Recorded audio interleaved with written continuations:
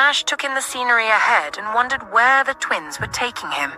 The snow-laden plains stretched endlessly, with towering pine trees dusted in shimmering white framing the grounds, their heavy branches bent slightly under the weight of the snow. A faint trail curved through the thick blanket of white, leading toward the twins' treehouse nestled cozily in the woods. The treehouse, with its steeply slanted roof and frosted windows, looked almost untouched by time. The soft crunch of their footsteps mixed with distant laughter coming from the house. Figuring the twins might want him to go inside the treehouse with them, he offered a lopsided smile and said, hate to be the bearer of bad news, but I won't fit through the door of your greenhouse." Liam looked up at him with a frown, and Ash added quickly, "You know, in case you were thinking about it." Liam's frown deepened. "Of course we're not," he said matter-of-factly. "Of course," Ash muttered awkwardly, subtly glancing back. He was relieved to see that Jake and Aiden were still trailing behind, something Liam and Owen seemed completely oblivious to. Upon reaching the treehouse, the twins let go of his hands and ran up the stairs to the little balcony. Standing on the balcony and now able to look into his Uncle Ash's eyes from that height, Liam grinned and said, "My dad used to say never to make business deals with someone who can't look you in the eye." He nodded with satisfaction. "That wasn't exactly what he said, but close enough," Owen corrected, earning an irritated glance from Liam. "Okay, now that we're here, what business dealings are we talking about?" Ash asked hesitantly. "Uncle Ash, I don't know how else to tell you this, so I'm just going to say it," Liam began. "The townsfolk think you're a werewolf, Uncle Ash," Owen blurted out. Liam gasped. "You can't just blurt it out like that," he admonished. Ash felt his mood start to plummet. This was the last thing he'd expected. Of course, the sheriff's constant stares made sense now. No doubt he'd heard one or two complaints about him, especially after their visit to the club. Ash figured he should be used to this kind of thing by now, but it still stung nonetheless. "So, we have a plan," Liam was saying. Ash blinked, refocusing on the twins. "A plan?" Ash repeated, sounding lost, his eyes narrowing as he wondered if he'd missed part of the conversation. "Yes, Uncle Ash. We're going to get back at all of them. We have to teach them they can't just say whatever they like and get away with it. We're not going to sit and take it. Just like when they used to talk about my mom behind her back and say all sorts of things. Now it's payback time," Liam declared, pacing back and forth with his hands clasped behind his back. Ash's anger slowly ebbed away, replaced by a grin tugging at the corners of his lips as he watched Liam get all fired up. Owen, meanwhile, stood leaning against the wooden wall of the treehouse, looking like some ruthless sidekick ready to knock someone's teeth out. Ash couldn't help feeling flattered that the boys were drawing up a plan to defend him. They usually reserve this kind of effort for Jake, and it warmed him to see they cared enough to do the same for him. "He just wants to prank people, Uncle Ash," Owen said so calmly that Ash burst out laughing. "No, I don't just want to prank people, Owen. This is for Uncle Ash too," Liam protested. "All right. What evil plans are you concocting now, Liam Hawthorne?" Jake asked, as he and Aiden stepped into view, making sure the twins could see them. "What evil plan?" Liam said, suddenly laughing in a high-pitched, comical way that had Ash shaking with laughter. Waving Jake and Aiden off dismissively, Liam clutched his stomach, pretending to laugh so hard it hurt. "We're just having a friendly talk with our Uncle Ash," Liam said, his tone dripping with exaggerated innocence. "He wants Uncle Ash to act as a werewolf to scare people on the night of the carnival," Owen supplied. Liam gasped and rushed at Owen, but Ash lunged forward just in time to whisk Liam off the treehouse balcony. Aiden and Jake's laughter echoed loudly across the snow-covered grounds. "Okay, that sounds exactly like something Liam would plan," Aiden said, still chuckling. "It's not a bad idea to get back at people for being dumb." Liam protested, his tone indignant. "I'll do it," Ash said with a grin, barely holding back a laugh. "You will?" Liam said, clearly surprised. He'd thought of so many ways to convince him. He'd even considered enlisting all his uncles to help. Liam's grin widened. "Why? Is it because I'm your favorite twin?" Liam probed with a broad grin. Ash coughed to keep himself from laughing. "I don't play favorites," he quipped. "It's okay, your secret is safe with me," Liam replied with a smug nod.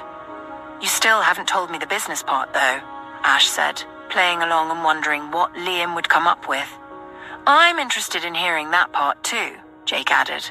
Liam cupped his mouth and leaned in close to Ash's ear, whispering his plan. Ash doubled over, laughing. I really don't think... Ash started, but then paused. You know what? This should be fun. Liam grinned from ear to ear, folding his hand into a fist. Ash did the same, and they bumped fists. Liam looked absolutely triumphant, satisfied that he was going to get his way. Ash moved closer to the treehouse and fist-bumped Owen as well. I hope whatever business transaction you two are proposing won't land anyone in jail, Aidan said dryly. What? I'm Liam Hawthorne. My grandpa is Grandpa Hill, Liam replied with utter confidence. Jake stepped forward, laughing as he reached out to pull the tip of Liam's nose. Uncle Jake, will you please help? Pretty please, Liam begged, giving his uncle a pleading look. Jake chuckled, ruffling his hair. All right, what do you need me to do? Liam grinned. Owen face-palmed. This is going to be bad, Owen predicted solemnly, but then he grinned with devilish relish. Meanwhile, Ethan, upon hearing that Justin had allowed Pamela's parents access to Tristan, responded, So you're getting back with Pam, then? He needled. No. What made you think that? Justin asked with a frown. Because you just handed them the ammunition to wiggle her back into your life, that's what. I hope you're satisfied with seeing Tristan again, under supervision at the Anderson mansion, Ethan said, his voice tinged with frustration. You're making fun of me, aren't you, Blackwood? Justin replied with resignation. Wow, I'm shocked you could tell, Ethan jeered. Ethan. Arya, who had paused to greet Tom as the others streamed into the house, tried to intervene. Nathaniel, who had also stopped to speak with Tom, darted his gaze between Ethan and Justin, wondering what Ethan knew that Justin didn't. I'm sure you agree, Arya, that was just classic Justin. Ethan mocked. Arya cast Justin an apologetic glance, but he only looked tired. Why did you allow it, Tom? Nathaniel asked, directing his question to him. Unlike the others, Nathaniel knew that since Tom had gone in his capacity as Justin's lawyer, there had to be a calculated reason behind it. I must admit, Blackwood is astute in his deduction of the Andersons, Tom replied. I was privileged to meet the couple. Quite interesting people, very adept at the game of deceit. They came bearing gifts for Tristan and doted on the boy. I was certain they were angling to take him with them. They even brought a lawyer to post bail for their daughter and hinted at finally being able to go on a family vacation now that Tristan is better. This, despite being warned that Miss Graham cannot leave town, Tom said with a grin. You allowed it for a reason, didn't you? Ethan pressed. Because those people would run with the boy if they could. As soon as the words left his mouth, Ethan grinned. You cunning old man, he said, pointing at Tom. You're expecting them to do something reckless, aren't you? That's why you extended this supposed goodwill of letting poor little Tristan go home with his mother and grandparents. Tom and Alex chuckled. Arya's brows furrowed as she looked from Tom to Justin, before glancing at Nathaniel, who in turn was watching her closely. Arya remembered when Nathaniel had threatened to take the twins from her, warning her that she wouldn't stand a chance against him. Tom's actions and Ethan's deductions made that memory resurface, hitting her with the harsh reality of the situation. She felt sorry for Tristan, caught up in such a deceitful web. Though she believed Pamela deserved the consequences, it didn't make Arya feel any less uncomfortable, knowing it could have been her in that position.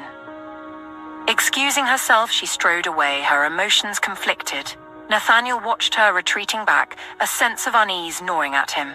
He couldn't pinpoint why, but he had the distinct feeling that Arya wasn't entirely on board with Tom's legal maneuvers. When Andrew joined them after making sure Ian Blackwood was settled in one of the cottages closest to Dr. Bennett, Tom turned to him. Andrew, I'm going to need someone to keep an eye on the Andersons. If Miss Graham attempts to skip town with Tristan, I want the sheriff called immediately, Tom instructed. Andrew nodded, pulling out his phone. Can you also please reach out to Sheriff Logan and ask him about that bachelor and bachelorette-friendly club he promised to take us to? Nathaniel added with a faint smirk. Yes, boss, Andrew replied, a hint of humor in his voice. Before heading inside, Nathaniel noticed Jake, Aidan and Ash approaching with the twins. Ash carried Owen and Jake held Liam. Nathaniel smiled and waved at them, feeling a warm surge of affection as his boys beamed and waved back. Once the twins joined the group and everyone streamed inside, Nathaniel left the crowded common room. He wandered through the house looking for Aria and eventually found her in their bedroom. She was just stepping out of the shower, her curls wet and cascading over her shoulders. A white towel was wrapped securely around her chest as she dried her hair with another towel. Their eyes met and held, a subtle tension thickening the air between them. "I thought you'd prefer Tristan with his dad," Nathaniel said, his deep voice breaking the silence. Was all Aria replied as she turned and headed into the walk-in closet. Nathaniel felt a pang of suspicion, sensing something was wrong. Justin's situation reminded him of the reason Aria had married him in the first place, and he couldn't shake the feeling that Aria's sudden change of mood was connected. He followed her into the closet, standing behind her as she sifted through her clothes. Gently, he wrapped his arms around her shoulders and chest, his actions stopping her movement. Leaning close to her ear, he muttered softly, "I asked you if you were happy being with me. You said yes," Nathaniel said, his voice low and gruff. Aria felt her heart tighten with emotion at the aching vulnerability in his voice. She turned in his arms, and Nathaniel let her. Looking up at him, she gave him a searching gaze, raising her left hand to cup his jaw. "I didn't lie," she said, her voice barely above a whisper. "Then what's up? Why do I feel like something isn't right between us?" he asked, his eyes dark and intense. "I'm sorry. Hearing about Tom's plan she began, her voice trailing off. "Reminded you of how we married?" Nathaniel finished for her, his tone probing. "No," she replied, her voice aching with emotion. "It reminded me of what I could have lost if you didn't love me." Nathaniel's brows furrowed as realization dawned on him. She wasn't emotionally withdrawing because of what had led to their marriage, but because of the thought of what might have been if they hadn't married. "Women," he thought with a mix of wonder and frustration. "You do realize, my beautiful wife," Nathaniel said as he cupped her face, peering into her eyes while his fingers gently stroked her skin, "that even if we hadn't married or loved each other, I am incapable of hurting my children by denying them their mother, especially if that mother is you, Ariana." His voice was low and soothing. Aria tried to smile but couldn't quite manage it. "When I said I would take our children from you, I was angry. I didn't mean it. I couldn't have done it. Not to my kids.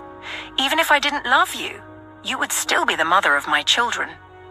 That, my darling, is far more than the title of a wife in my book, because it means you are the queen mother to my sons, the ones who will carry my legacy, the Hawthorne legacy," Nathaniel said with quiet conviction. Aria felt tears streaming down her face.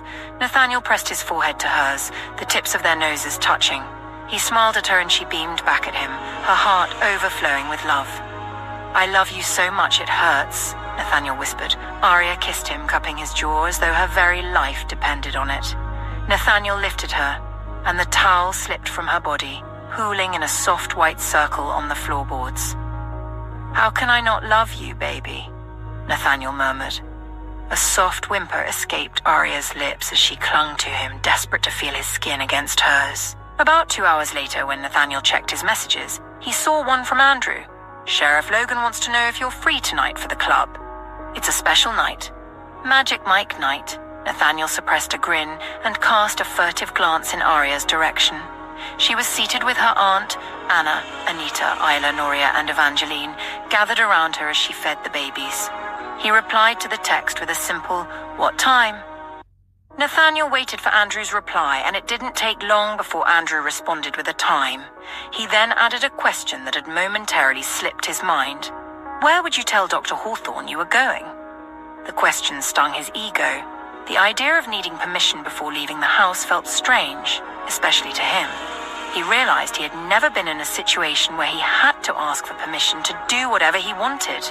In the past, his health had always made it logical to go everywhere with Aria, but she had been there in her role as his doctor, not his wife. Now, though, the dynamics had shifted. How could he just leave the house without telling her exactly where he was going? The idea of lying didn't sit well with him. He wouldn't lie to her, not even if it served a harmless or pleasant purpose. The thought of deceiving her made his very being recoil. So what was he supposed to tell her? Nathaniel sent a message to Andrew, instructing him to gather the men interested in participating in the entertainment for the bachelorette party. Rising from his seat, he made his way over to join Ariana. She looked up at him, her hazel eyes shining with affection, a gaze that momentarily made him forget why he'd approached her.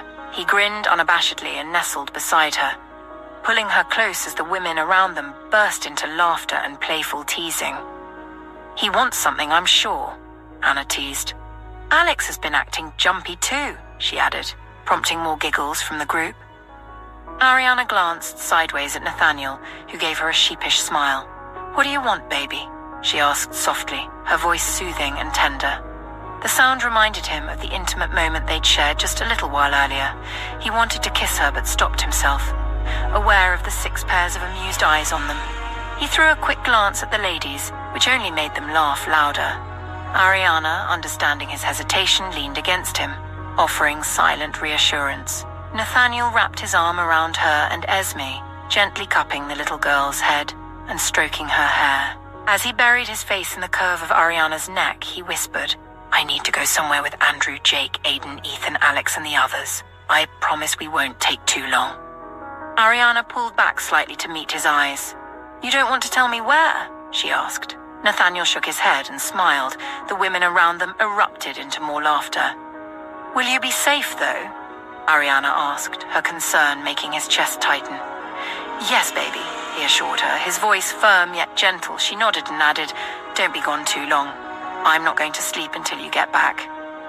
Nathaniel nodded, pressing a quick kiss on the corner of her mouth before glancing at the ladies. They laughed again as he groaned and stood up. Ariana giggled, joining in their amusement.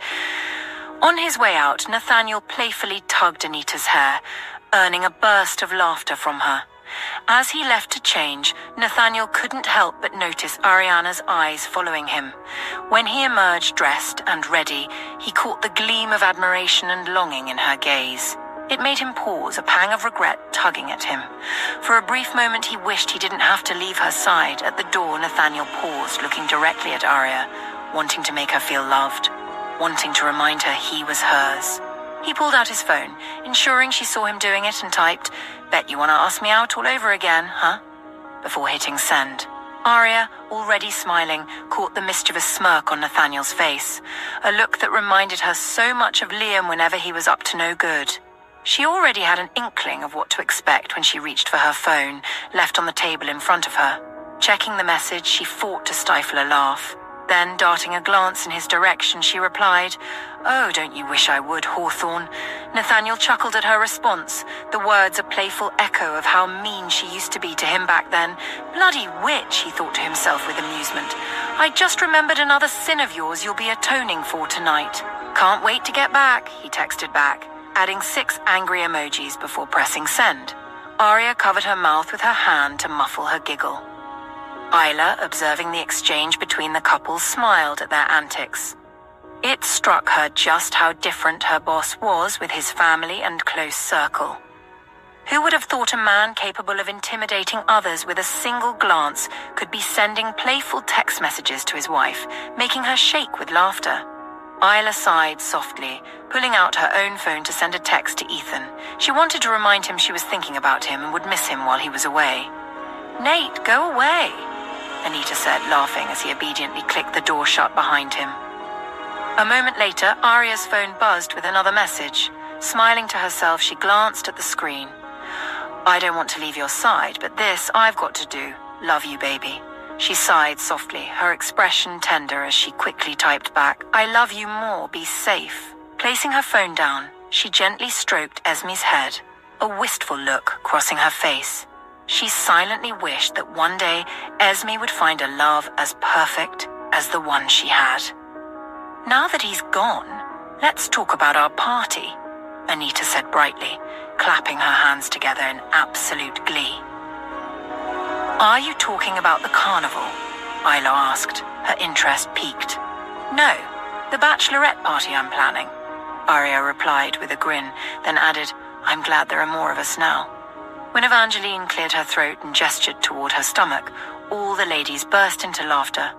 I can't do much either, honey. We're in the same boat, Anita said, feigning annoyance. Evangeline giggled in response. Don't worry, we can still make it fun at least, Anna began, pausing to glance toward the door. Then, leaning in with a conspiratorial whisper, she added, I found out from Dr. Fields that there's a new male stripper club in town. We can hire their services. Anita arched an eyebrow. How did she find that out? The room erupted into laughter. No, seriously. We need the tea on how she knows about that. And does Lewis know? She finished, wiggling her eyebrows suggestively. Aria laughed and tossed a throw pillow at Anita. You're so naughty. How do you know she's with Lewis? She asked, her smile amused. A little birdie told me Lewis was seen coming out of the female doctor's hospital restroom, Anita said in a theatrical whisper. Nosy, Miss Everly said, swatting playfully at Anita, who giggled without remorse. Do you want the tea or not? Anita retorted, her laughter blending with the others in the room. After a few minutes of light-hearted banter, Aria brought them back on track. Okay, so we have Cassandra, who can point us in the right direction for hiring male strippers. We've got the kitchen staff to prepare the food. We'll give them a menu, of course. What other fun things can we plan since drinking is out of the question? Anita pretended to sob dramatically at the reminder they couldn't drink, drawing more laughter from the group. Meanwhile, downstairs, Andrew coordinated the Hawthorne guards while Alex, Ethan, and Justin stood in a corner of the living room, with drinks in hand. When Ethan received a message from Isla, his expression softened as he read the few lines. As Alex tried to glance over his shoulder at the phone screen, Ethan pushed him back with a hand to his chest. Justin laughed, shaking his head. Marry her already, Alex quipped. Shut up, Ethan replied, rolling his eyes. Across the room, Andrew stood with Jake, Adam, Lewis, Jordan, Aiden, Charles, Will, Stephen, and Ash. Anton walked in with Dawn, pausing to kiss her on the lips before she hurried away up the stairs. Summoned by Andrew to join the others for the mission to the club, Anton moved to stand beside Jake. Jake glanced at him as Anton handed over one of the Hawthorne security team's inventions, a locator tracker he had programmed with Luke Greetham's location. Jake accepted the contraption and studied the screen. He was quite impressed with Anton's handiwork, and a smirk slowly animated his features. The device not only displayed a moving red dot indicating Luke's position, but also showed coordinates and the names of nearby locations. Jake observed that Luke was in Alaska, near Sylvan Ridge's border. He wasn't quite within Sylvan Ridge's vicinity yet. Jake clenched his fist and raised it to Anton for a fist bump, which Anton returned. When Jake moved to pocket the locator, Ash, who had been silently observing, snatched it from his hand and inspected it closely. This is one hunt I don't plan to miss, Ash said, his tone resolute. Anton and Jake chuckled at his determination. When Andrew saw Nathaniel appear in a stylish, gentlemanly outfit, he grinned, wondering what he had told Dr. Hawthorne. Nathaniel wore a dark navy button-down shirt, paired with slim-fit, dark blue trousers. Over the shirt, he wore a fitted, dark navy blazer, and on his feet were sleek, dark-colored loafers. His black Italian leather belt with a metallic buckle was clearly visible, and a pocket square was tucked into the breast pocket of the blazer, and his dark shoulder-length hair was neatly styled into his signature man bun. The combination of dark tones and well-fitted clothing gave him a polished and fashionable appearance, as always. Ready? Nathaniel called out, drawing everyone's attention. Soon enough, Nathaniel, Alex, Ethan, Justin, Andrew, Jake, Anton, Aiden, Charles, Adam, Lewis, and Will were all outside and getting into the jeeps. Where are we meeting the sheriff? Nathaniel asked. Downtown, Andrew replied. The group braved the snow-piled, lonely roads and arrived at their destination in no time, with Andrew driving the jeep that Nathaniel, Alex, Ethan, Justin, Charles, and Jake were in, while Lewis drove the vehicle carrying the rest of the group. They found the sheriff waiting outside and followed him inside. Nathaniel and his group filed into the club, and the sheriff led them to a railing overlooking a stunning multi-leveled performance space. Below, a circular stage stood in the center, bathed in a warm amber glow. From hidden lights along its steps, exposed brick walls encased the room, giving it a rustic yet sophisticated feel. Above, numerous stage lights hung, subtly shifting to create a dynamic atmosphere. Around the stage, balconies lined the upper levels, offering an intimate view of the action below.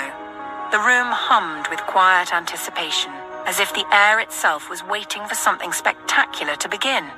From the balcony, Nathaniel watched a group of performers commanding the space with raw energy.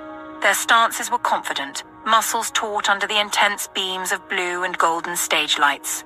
The rhythm of their movements was hypnotic, blending sharp, choreographed gestures with fluid transitions. Shadows sculpted their physiques as the lighting shifted, casting an ethereal glow over the scene. The audience, silhouetted in the foreground, responded with raised hands and cheers, captivated by the electrifying performance unfolding in the dim, pulsing ambience. Ethan grinned, impressed, and glanced at Nathaniel and Alex. The three shared a fist bump, and he muttered, "Amateurs." Jake and Andrew chuckled at the comment. The men continued to watch the performers as Sheriff Logan walked off to fetch the manager, leaving them standing by the balcony. Nathaniel keenly observed the layout with growing interest. He liked the overall design, the balconies encircling the stage, the shifting hues of light that bathed the space in dark, shimmering tones. The dimly lit atmosphere created a sense of intimacy in the expansive venue. His eyes darted around, taking in the ambiance, the interplay of lighting adding to the allure of the setting.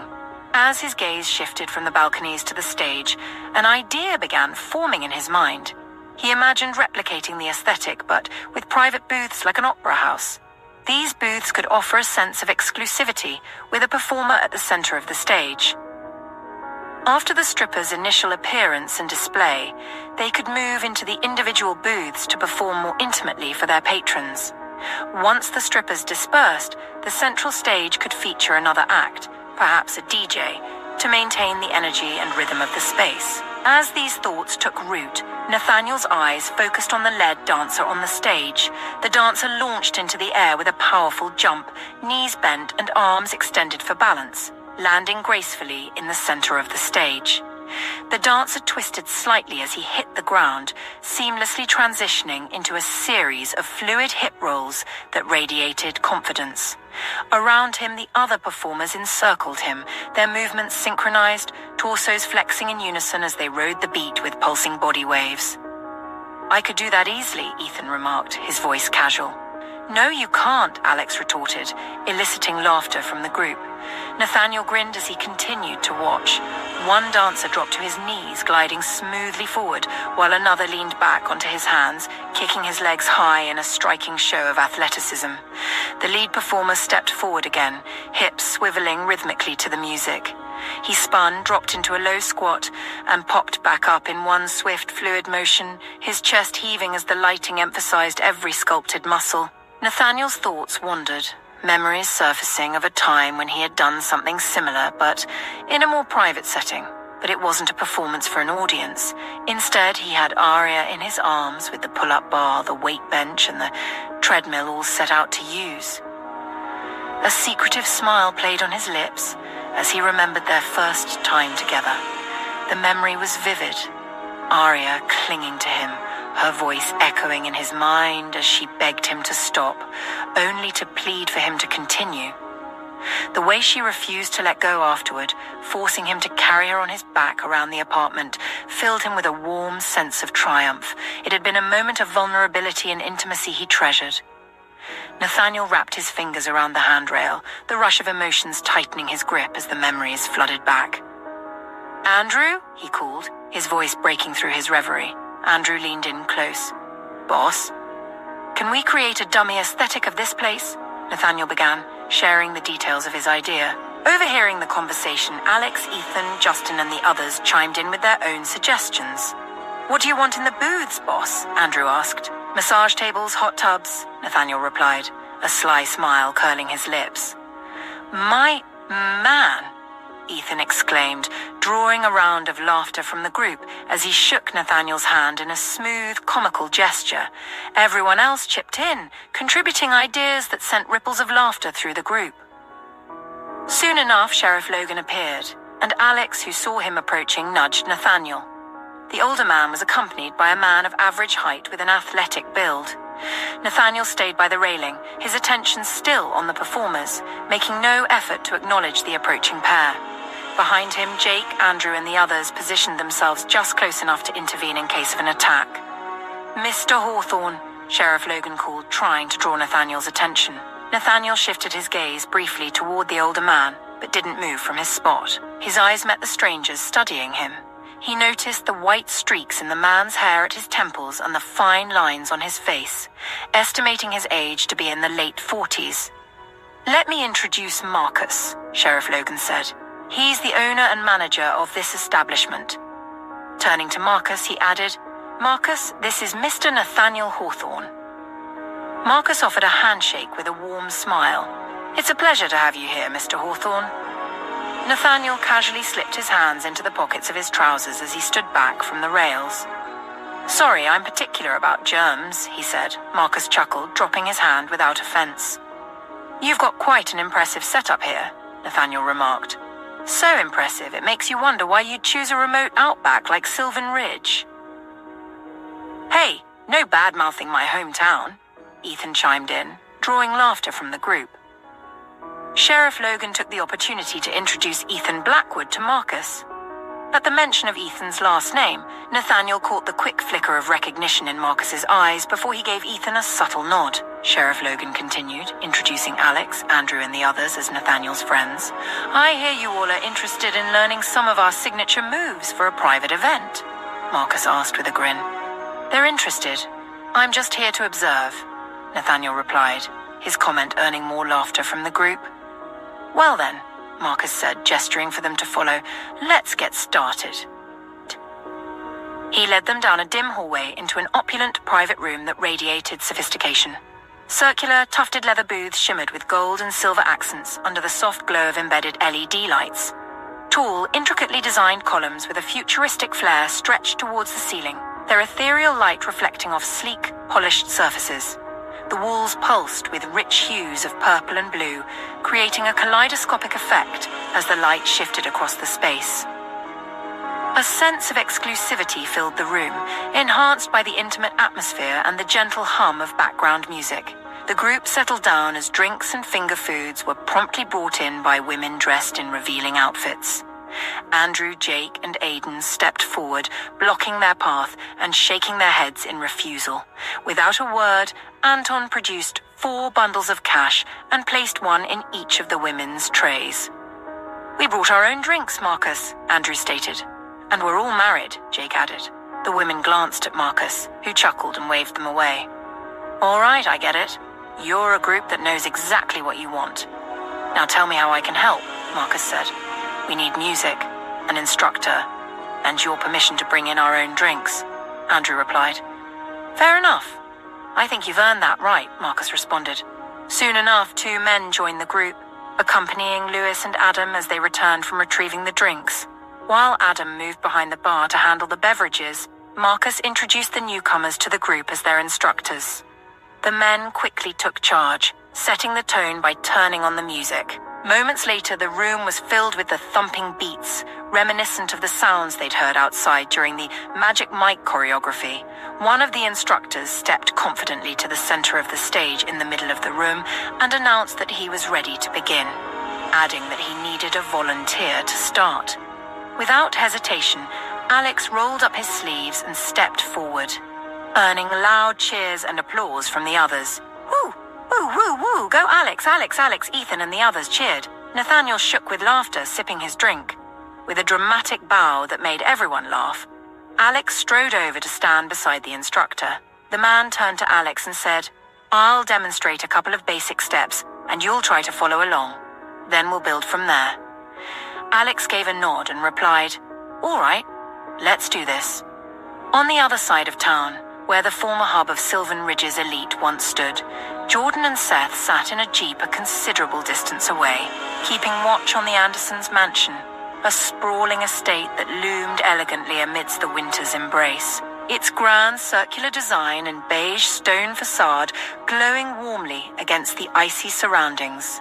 Snow blanketed the roof and grounds, the flakes still falling gently from the overcast sky, adding a serene charm to the otherwise imposing structure.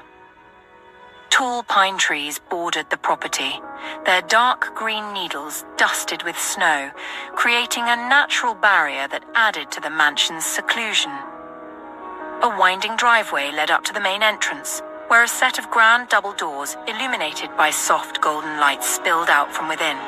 Outside, a crackling fire pit surrounded by carefully arranged stones cast a flickering glow on the snowy landscape. The mansion's large windows offered glimpses of the life inside. Soft lights, high ceilings, and shadows of movement hinted at the activity within. Chimneys perched atop the roof puffed light plumes of smoke into the crisp air.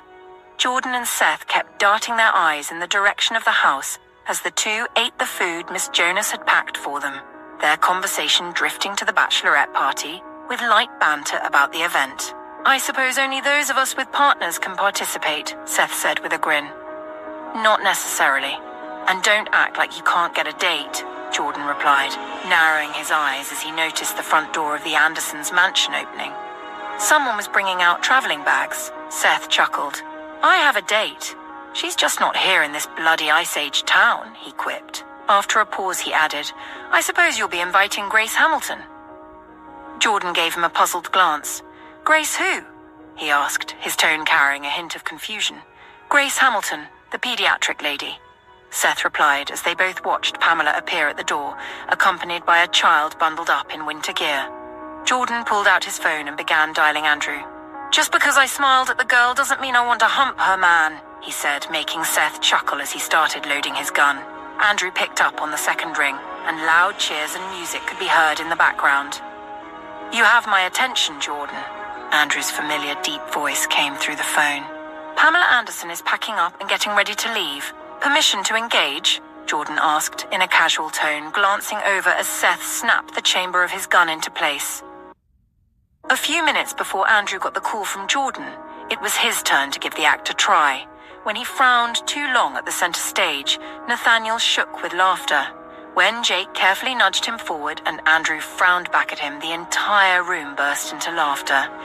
"If you're so eager, Jake, why not go first?" Andrew said, crossing his arms. "We all already agreed I'm going last," Jake replied smugly. "We did not," Anton countered, frowning at Jake. Nathaniel, watching the exchange, chuckled and then instinctively glanced to his side, as if expecting to find Arya there. His eyes landed on the empty space beside him, a sharp reminder that she wasn't anywhere near. His smile faded into something softer, and he leaned back in his chair, pulling out his phone. There was a sense of incompleteness that made the fun feel hollow, as if it would have been much better if Arya were there, looping her arm through his and nudging him playfully. He missed her soft laughter and the warmth of her presence. It amused him how much he'd changed over the years, from the man he used to be to the person he was now. Opening his messaging app, he typed a message to Arya. "Honey, we have a problem." On the other end, Arya, sitting with the other women, now joined by Dawn, Cassandra, Juliet, and Miss Bella, heard her phone ping. She picked it up, glancing at the screen with mild curiosity. Earlier, she, her aunt, Anita, and Noria had taken the triplets to bed and managed to convince the twins to retire as well, without waiting up for their dad. Now they were all gathered in the living room, settled in front of the fire, discussing who among the Hawthorne guards they could trust to assist with their bachelorette planning. They needed someone who wouldn't report back to Nathaniel, Andrew, Jake, or Charles. "What about Lewis? Do you think Lewis can handle it?" Evangeline asked, her tone contemplative. Lewis, Anita mused. "He does have a great poker face. I think he could pull it off." "What about Aiden?" Isla suggested. Noria, Anita, and Anna gasped, while Arya laughed. Noria added with solemn sincerity, "I think even mentioning strippers would get us put in timeout and detention. We'd probably have to reflect on our actions for a while."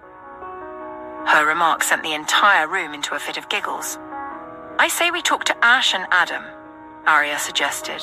Then she added, "Adam is fun and mischievous, like Anton, and Ash is mysterious. They'll never see it coming." As Arya spoke, she opened her messaging app and noticed a new message from Nathaniel. "Interesting choice," Anita commented, nodding thoughtfully. "Arya's right. Nobody would expect Ash to help us," Anna chimed in. "Let's go get him," Dawn said, standing up.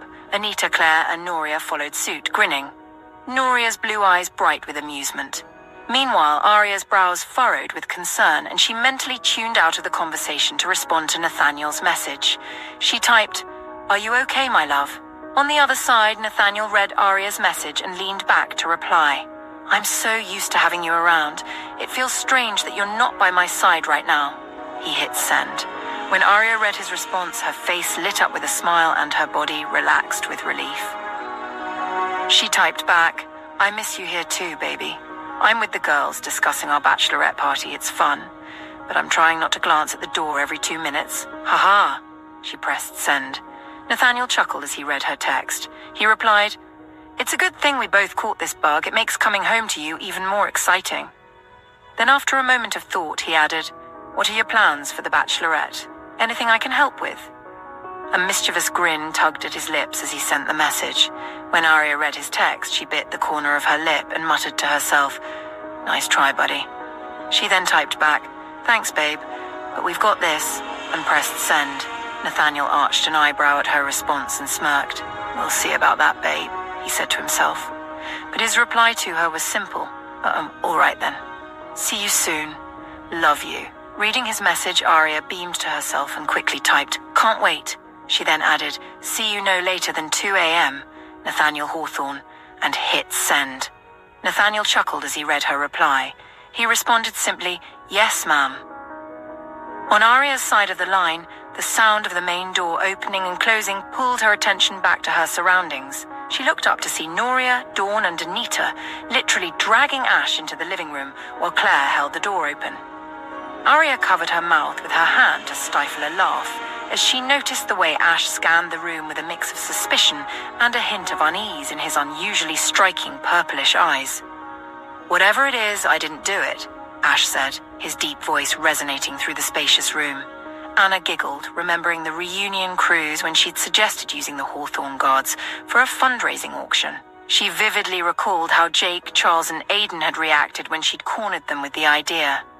Ash looked much the same now, like a man cornered with no escape. Claire, grinning, shut the door and stood guard, blocking any potential exit. Don't worry, Ash. We just have a favor to ask, Aria said, her tone light as she tried to ease his comical apprehension. All right, ma'am, Ash replied in a drawl.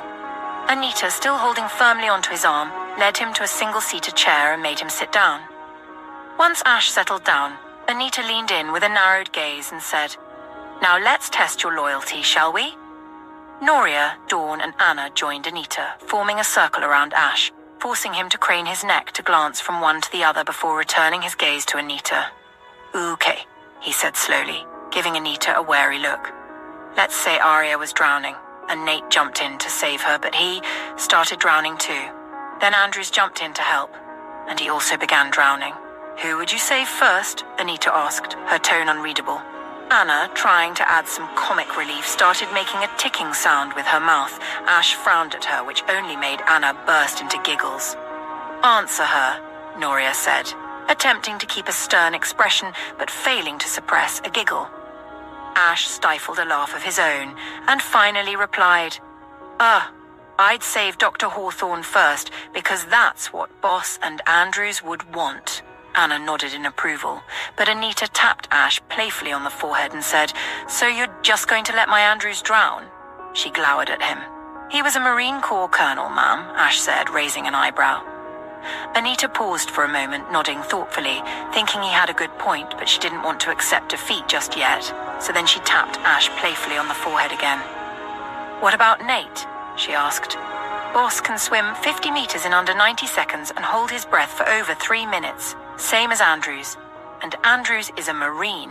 I'm confident he can handle himself long enough for me to reach Dr. Hawthorne and circle back for him, Ash said. Nobody likes a know-it-all, Ash, Anita said, narrowing her eyes. You're reminding me of Owen right now, and trust me, that's not a compliment. I have a love-hate relationship with that little menace, she added with a comical flair. Ash coughed to disguise his laugh, but it was no use. With a grin, Aria grabbed a throw pillow and hurled it across the room at Anita, setting off a wave of laughter that filled the space. On the other side of the town, Andrew was still stalling about getting on center stage when his phone rang. A grin spread across his face as he pulled it out. Boo, boo! The others jeered, protesting his escape. Andrew waved them off and walked to a corner of the room to take the call. As soon as Jordan informed him about Pamela, Andrew turned back to face the room, his expression shifting. He scanned for Sheriff Logan, trying to catch his attention. Jake, who had been watching Andrew closely, thinking it might be Ash on the line, noticed Andrew signaling to the sheriff and nudged the older man, making him look in Andrew's direction. Andrew gestured for the sheriff and then for Justin to join him. As the two men moved toward Andrew, Justin's brows furrowed. It quickly became clear to everyone in the room that something serious was happening. Nathaniel stood up, and one by one, so did everyone else. When Jordan asked for permission to engage, Andrew put the phone on speaker, letting the sheriff hear the conversation. "Tell me where you are and I'll send backup," the sheriff said. Andrew shook his head. "My team doesn't need backup. Just give them the go-ahead to stop Anderson, and you can handle the arrest," he replied firmly. "I would very much like to come too," Justin interjected, finally snapping out of his initial shock at hearing Pamela had done exactly what Mr. Hill had predicted, run away with their son. Justin's mind raced. How could Pamela not see how dangerous this was for their son? Did she not understand the implications for Tristan's health? Or worse, did she simply not care? Anger flared in Justin at the thought, his fists clenching involuntarily. "They have my permission to stop her, and we need to go there now. Who knows what desperate measures she might resort to," Justin said, agitation clear in his tone. Andrew glanced back and noticed Nathaniel had already risen to his feet, a clear sign he was ready to move if necessary. Andrew checked the time and realized that they had spent close to 4 hours at the club. He figured that was enough fun for one night. Besides, it meant he could avoid the ridiculous peacocking they called dancing. Sheriff Logan let out a resigned sigh. "All right, try to keep her from leaving. We're on our way," he said. "Roger that," Jordan responded from the other end, and the sound of a car starting and moving could be heard immediately. Andrew ended the call. Sheriff Logan turned in Nathaniel's direction and said, "Duty calls, Mr. Hawthorne." His voice carried a hint of regret. Nathaniel waved him off with a small nod. "No worries. We can pick this up tomorrow," he replied. Sheriff Logan nodded before heading out. Justin followed him, but before Justin could step out, Ethan called out, "Give her hell, Justin." Justin nodded grimly, his jaw set as he walked out. A few miles away, Jordan pulled off to the side of the road, made a U-turn from where he had been parked surveilling the Anderson mansion, and began tailing the black SUV as it sped down the icy road. Jordan was careful not to make it obvious they were following her, aiming to avoid spooking Pamela into doing anything reckless. After trailing her for a considerable distance, Jordan muttered, "Ready?" "Showtime," Seth replied. Jordan pressed the accelerator, and their Jeep surged forward. He maneuvered the vehicle alongside Pamela's SUV, startling her into glancing in their direction. Jordan motioned for her to pull over. Pamela's face turned pale with shock, her eyes widening before narrowing with anger.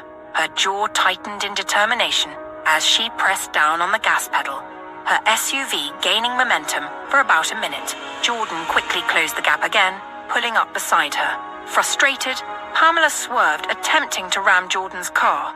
From the back seat, Tristan cried out, "Mom, please don't hurt Liam and Owen's uncles."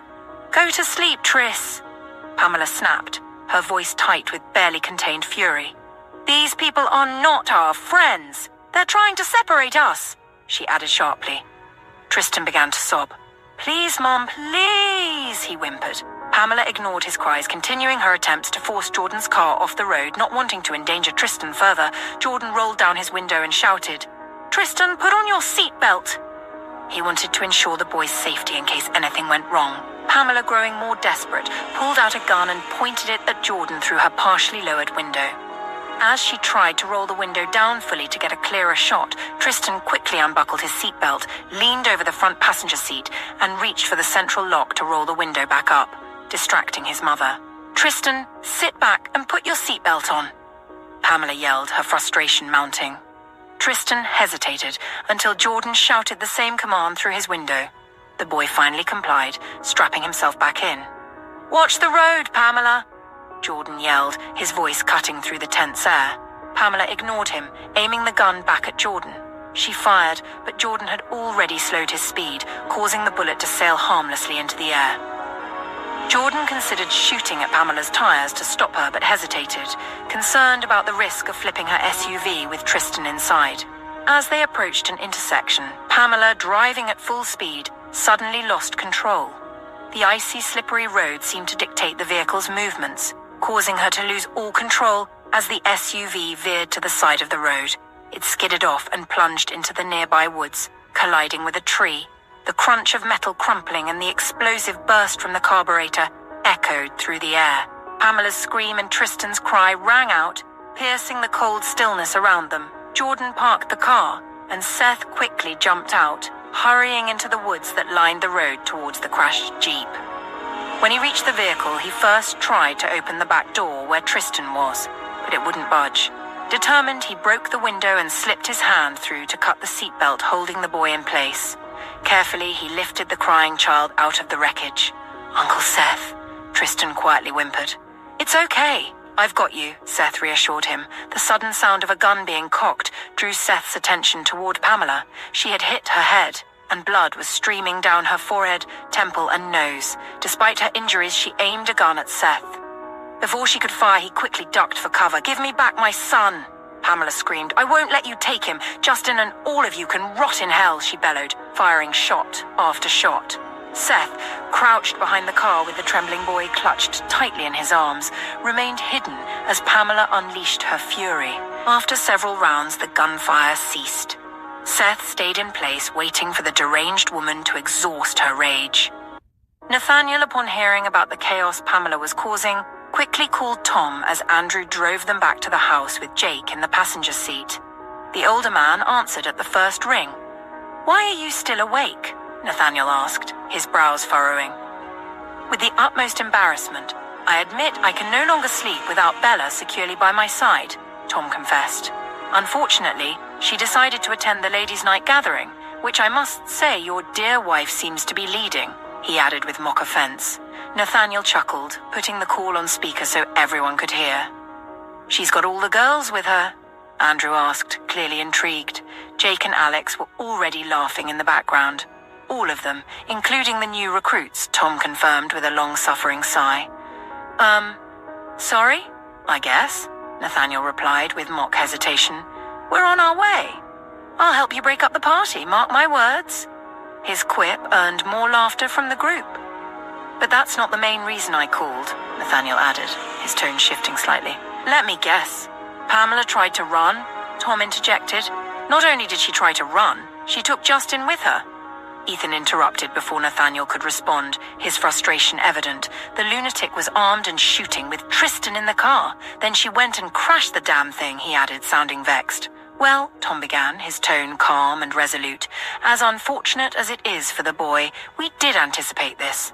Now Justin will gain custody of his son and finalize his divorce. Please inform Sheriff Logan that we want the Andersons arrested."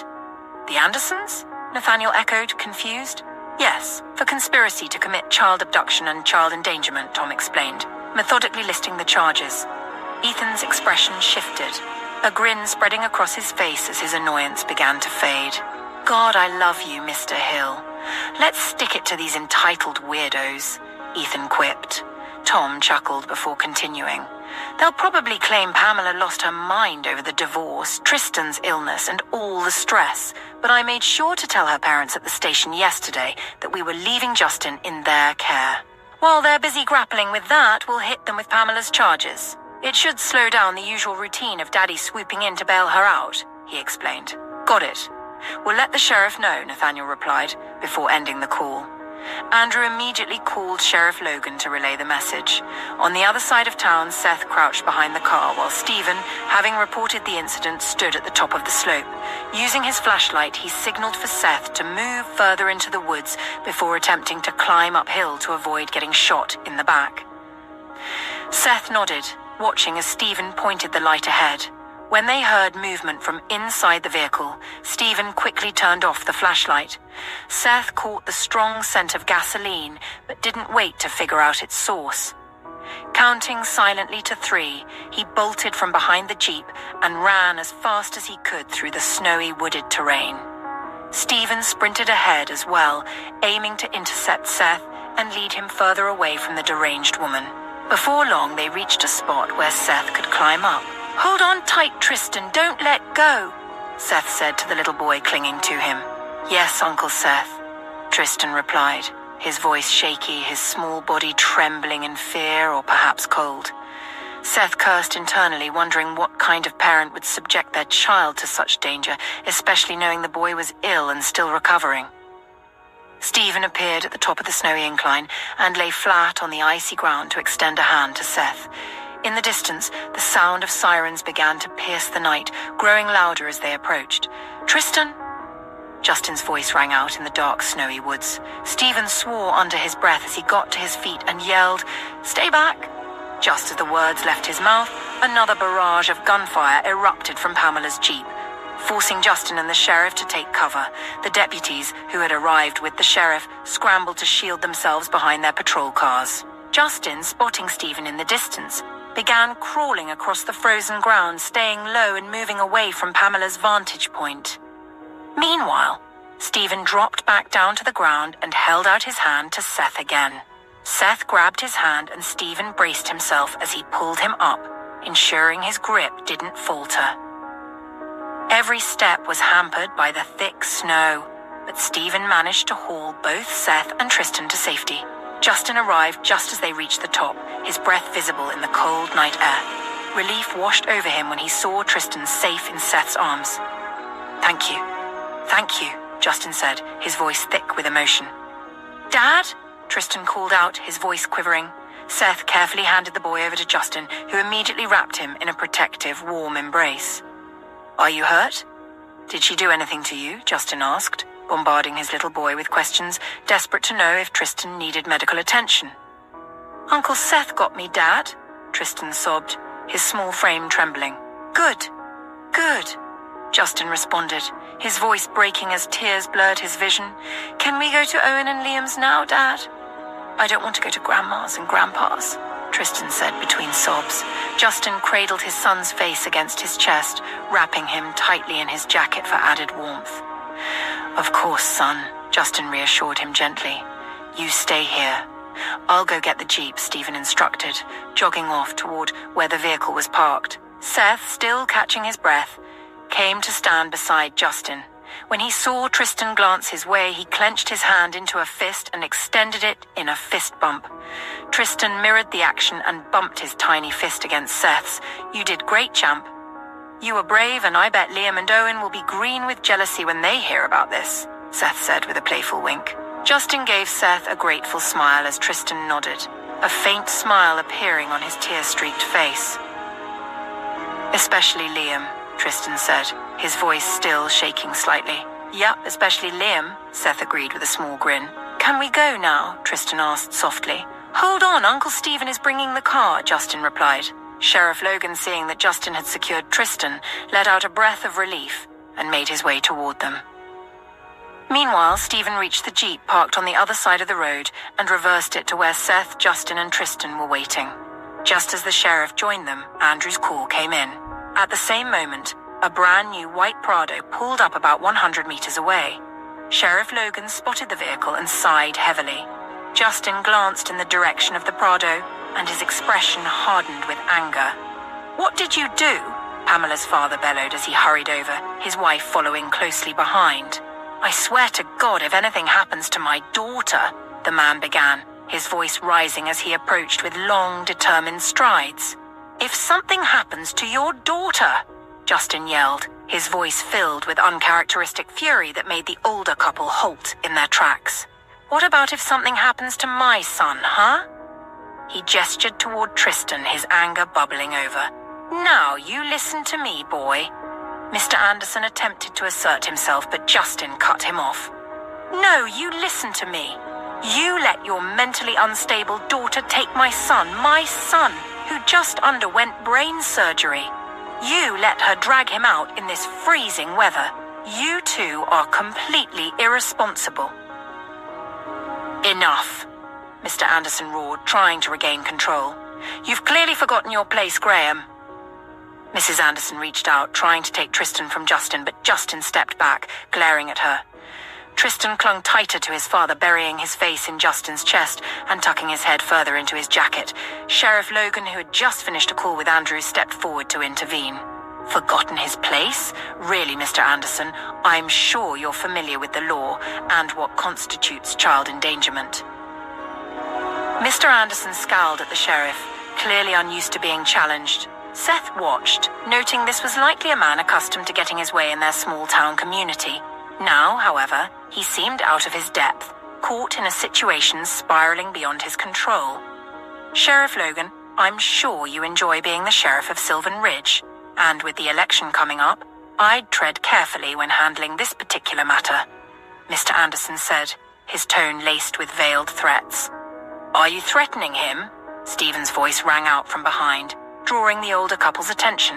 They turned, their gaze rising to the tall, imposing figure of Stephen. I don't know who you are, son, but I suggest you stay out of this, Mr. Anderson replied coldly. Son? Stephen echoed, his tone incredulous before it shifted to something colder. Who do you think you're calling, son? He stepped forward, his presence imposing enough to make the couple instinctively step back. Nick! Sheriff Logan called out to one of his deputies, who quickly approached. The sheriff extended his hand and said, Hand me your cuffs. The deputy hesitated for a moment before reluctantly placing the handcuffs in Sheriff Logan's outstretched hand. Mr. Anderson glared at the sheriff. You're sure you want to do this? He asked through clenched teeth, his voice low and threatening. Sheriff Logan smirked, stepping closer to the older man until they were face to face. Yes, Jeremy, I'm sure, he said calmly. Without further hesitation, the sheriff spun Mr. Anderson around, pulled his hands behind his back, and cuffed him. As he began reading him his rights, Mrs. Anderson gasped in outrage. Oh, you're so done, Logan, she hissed angrily. Sheriff Logan turned to his deputy and said, Arrest her too. They're both under arrest. What? The older woman exclaimed, her voice rising in disbelief as she instinctively stepped back. The deputy hesitated, looking like he might burst into tears at being ordered to arrest the town's influential socialite. Meanwhile, the other deputies remained in position, waiting for Pamela to stop firing at them so they could move in.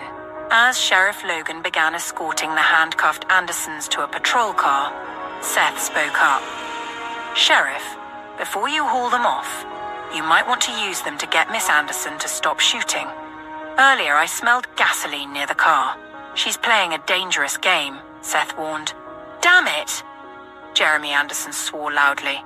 Let us talk to her, she'll stop. Mrs. Anderson quickly interjected. Let me go to her. I can talk her into handing over the gun and working toward a resolution, Jeremy Anderson offered. The only resolution you're all going to get is staying the hell away from my son, Justin said coldly before getting into the Jeep Stephen had brought over. Sheriff Logan glanced at Seth, who simply shrugged in response to the unspoken question.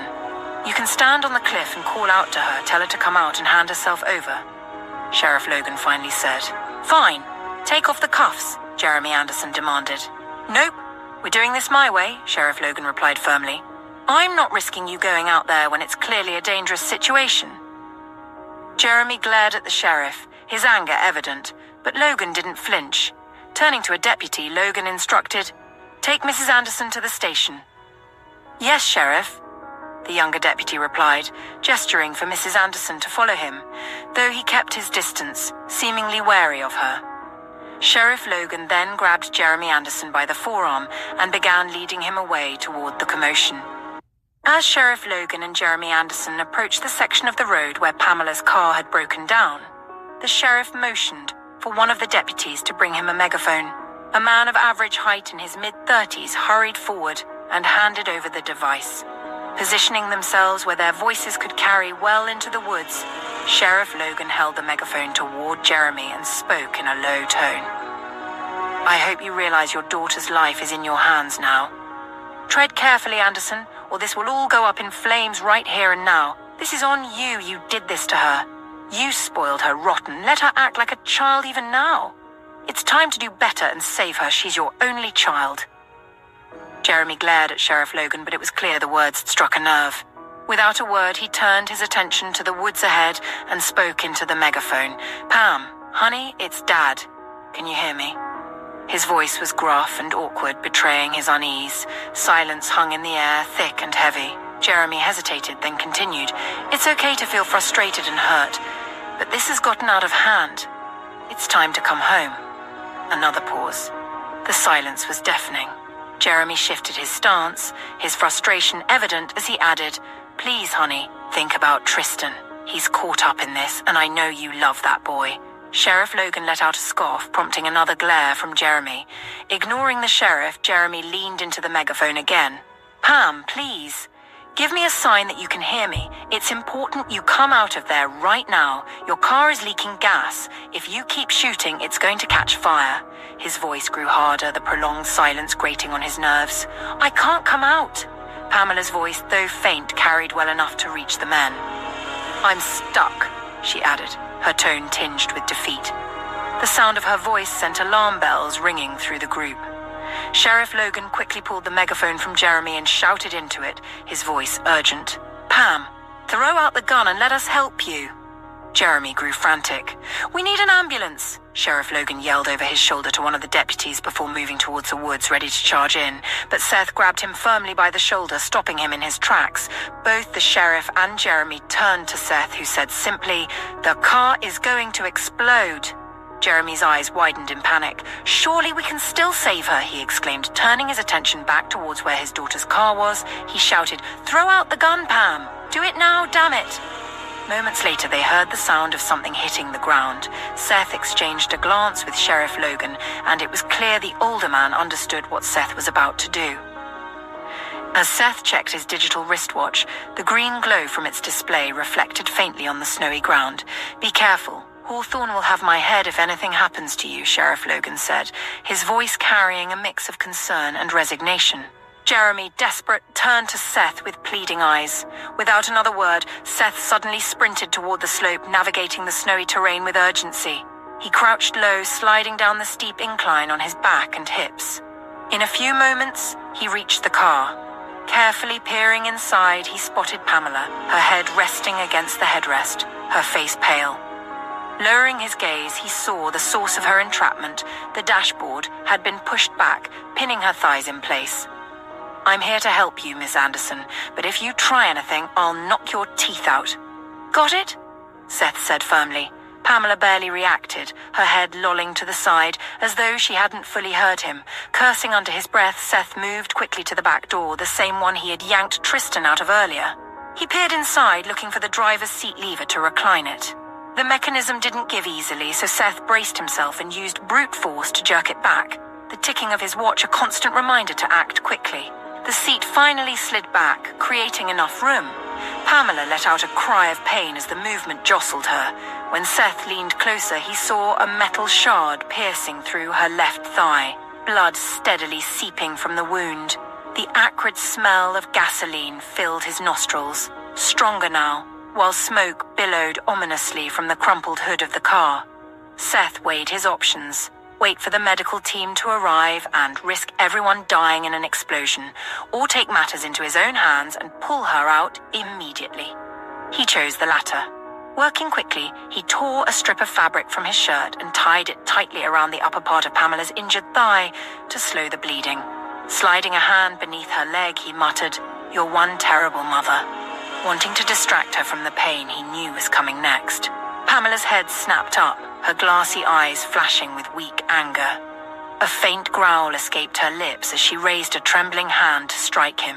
Before she could, Seth lifted her leg, causing the metal shard to shift further through her flesh. Pamela screamed in agony and then went limp, passing out from the pain. Seth wasted no time. He pulled her free from the wreckage and carried her away from the car, smoke and the stench of fuel trailing behind them. Taking the path Stephen had shown him earlier, he quickened his pace, his breathing fogging in the cold air. Stephen, who had been watching Seth's reckless descent down the snowy slope, rushed back to the edge where he had helped him earlier, ready to assist again. Are you out of your damn mind? Stephen yelled as he reached the top of the slope. Seth grinned up at him, carrying the unconscious Pamela Anderson over his shoulder. When Stephen extended his hand to help, Seth dropped Pamela onto the ground like a discarded rag doll. Stephen gaped at him. Just as Seth reached up to grab Stephen's hand, a loud explosion tore through the air. Everyone instinctively dropped for cover. "That was close," Seth muttered. Stephen glared down at him. Once he successfully pulled Seth to safety, he smacked him on the back of the head. "Idiot," Stephen hissed. Sheriff Logan, who had run over with Jeremy to join them, arrived just as Pamela lay sprawled on the cold ground below. He glanced down the slope and let out an exasperated sigh. "We need help here," Sheriff Logan shouted, and several deputies rushed toward the scene. "Thank you," Sheriff Logan said to Stephen and Seth as the two men stepped aside. The men nodded silently. "Any chance you two could use your height to help us get her out?" Sheriff Logan asked with a faint grin. "Boss just called," Stephen said. "Emergency," Seth added, rubbing the back of his head where Stephen had smacked him. Sheriff Logan nodded in understanding. "All right, I get it," he said, extending his hand to shake theirs. As Seth and Stephen began to walk away, Jeremy called after them, "Can't you at least get her out before you go? She's wounded." Seth shrugged. "Sorry," he replied. "Emergency," Stephen repeated. Without another word, the two turned and headed to their jeep. When Stephen climbed into the driver's seat, he glanced back at Justin, who sat quietly holding his son Tristan, who had fallen asleep. "Did she make it?" Justin asked softly, his voice laced with exhaustion. "Yes," Stephen said simply. Justin nodded. Despite everything, he wouldn't wish death on Pamela. She was still his son's mother, and once she had been his wife. "Let's get out of here," Seth said. Stephen started the engine and the jeep rolled away. Stephen put a call through to Andrew to let him know they were on their way back. The men breathed easier when they learned that Tristan was safe and with them. "Good job, guys," Stephen heard Nathaniel's voice praise from the other end of the line. "Thanks, boss." Both Stephen and Seth responded in unison. Soon enough, Nathaniel's team arrived back at the ranch. Andrew parked in front of the large house, and through the glass walls they could see the ladies still gathered in the living room, their voices carried faintly through the sturdy walls. Nathaniel chuckled as he checked the time, especially when Ethan said, "Poor Mr. Hill." Alex came to stand beside Ethan and Nathaniel. "How do we break this up?" Alex asked with a smirk. "Watch and learn," Nathaniel said as he strode forward, making the other men laugh. When they entered, the women turned their attention toward them as the men filed in behind Nathaniel. "Did you guys have fun?" Anita asked, a calculating gleam in her eyes. "Fun has nothing to do with why we were out," Andrew replied. Jake high-fived him, drawing laughter from everyone. "Nice try, Miss Reynolds," Aidan chimed in. Anita stood up and took a mock bow, prompting more laughter to resound in the room. Arya's eyes sought Nathaniel's, her heart soaring as their gazes met. His focus was solely on her as he approached. When he held out a hand to her, she placed hers in his, thinking he simply wanted to hold it.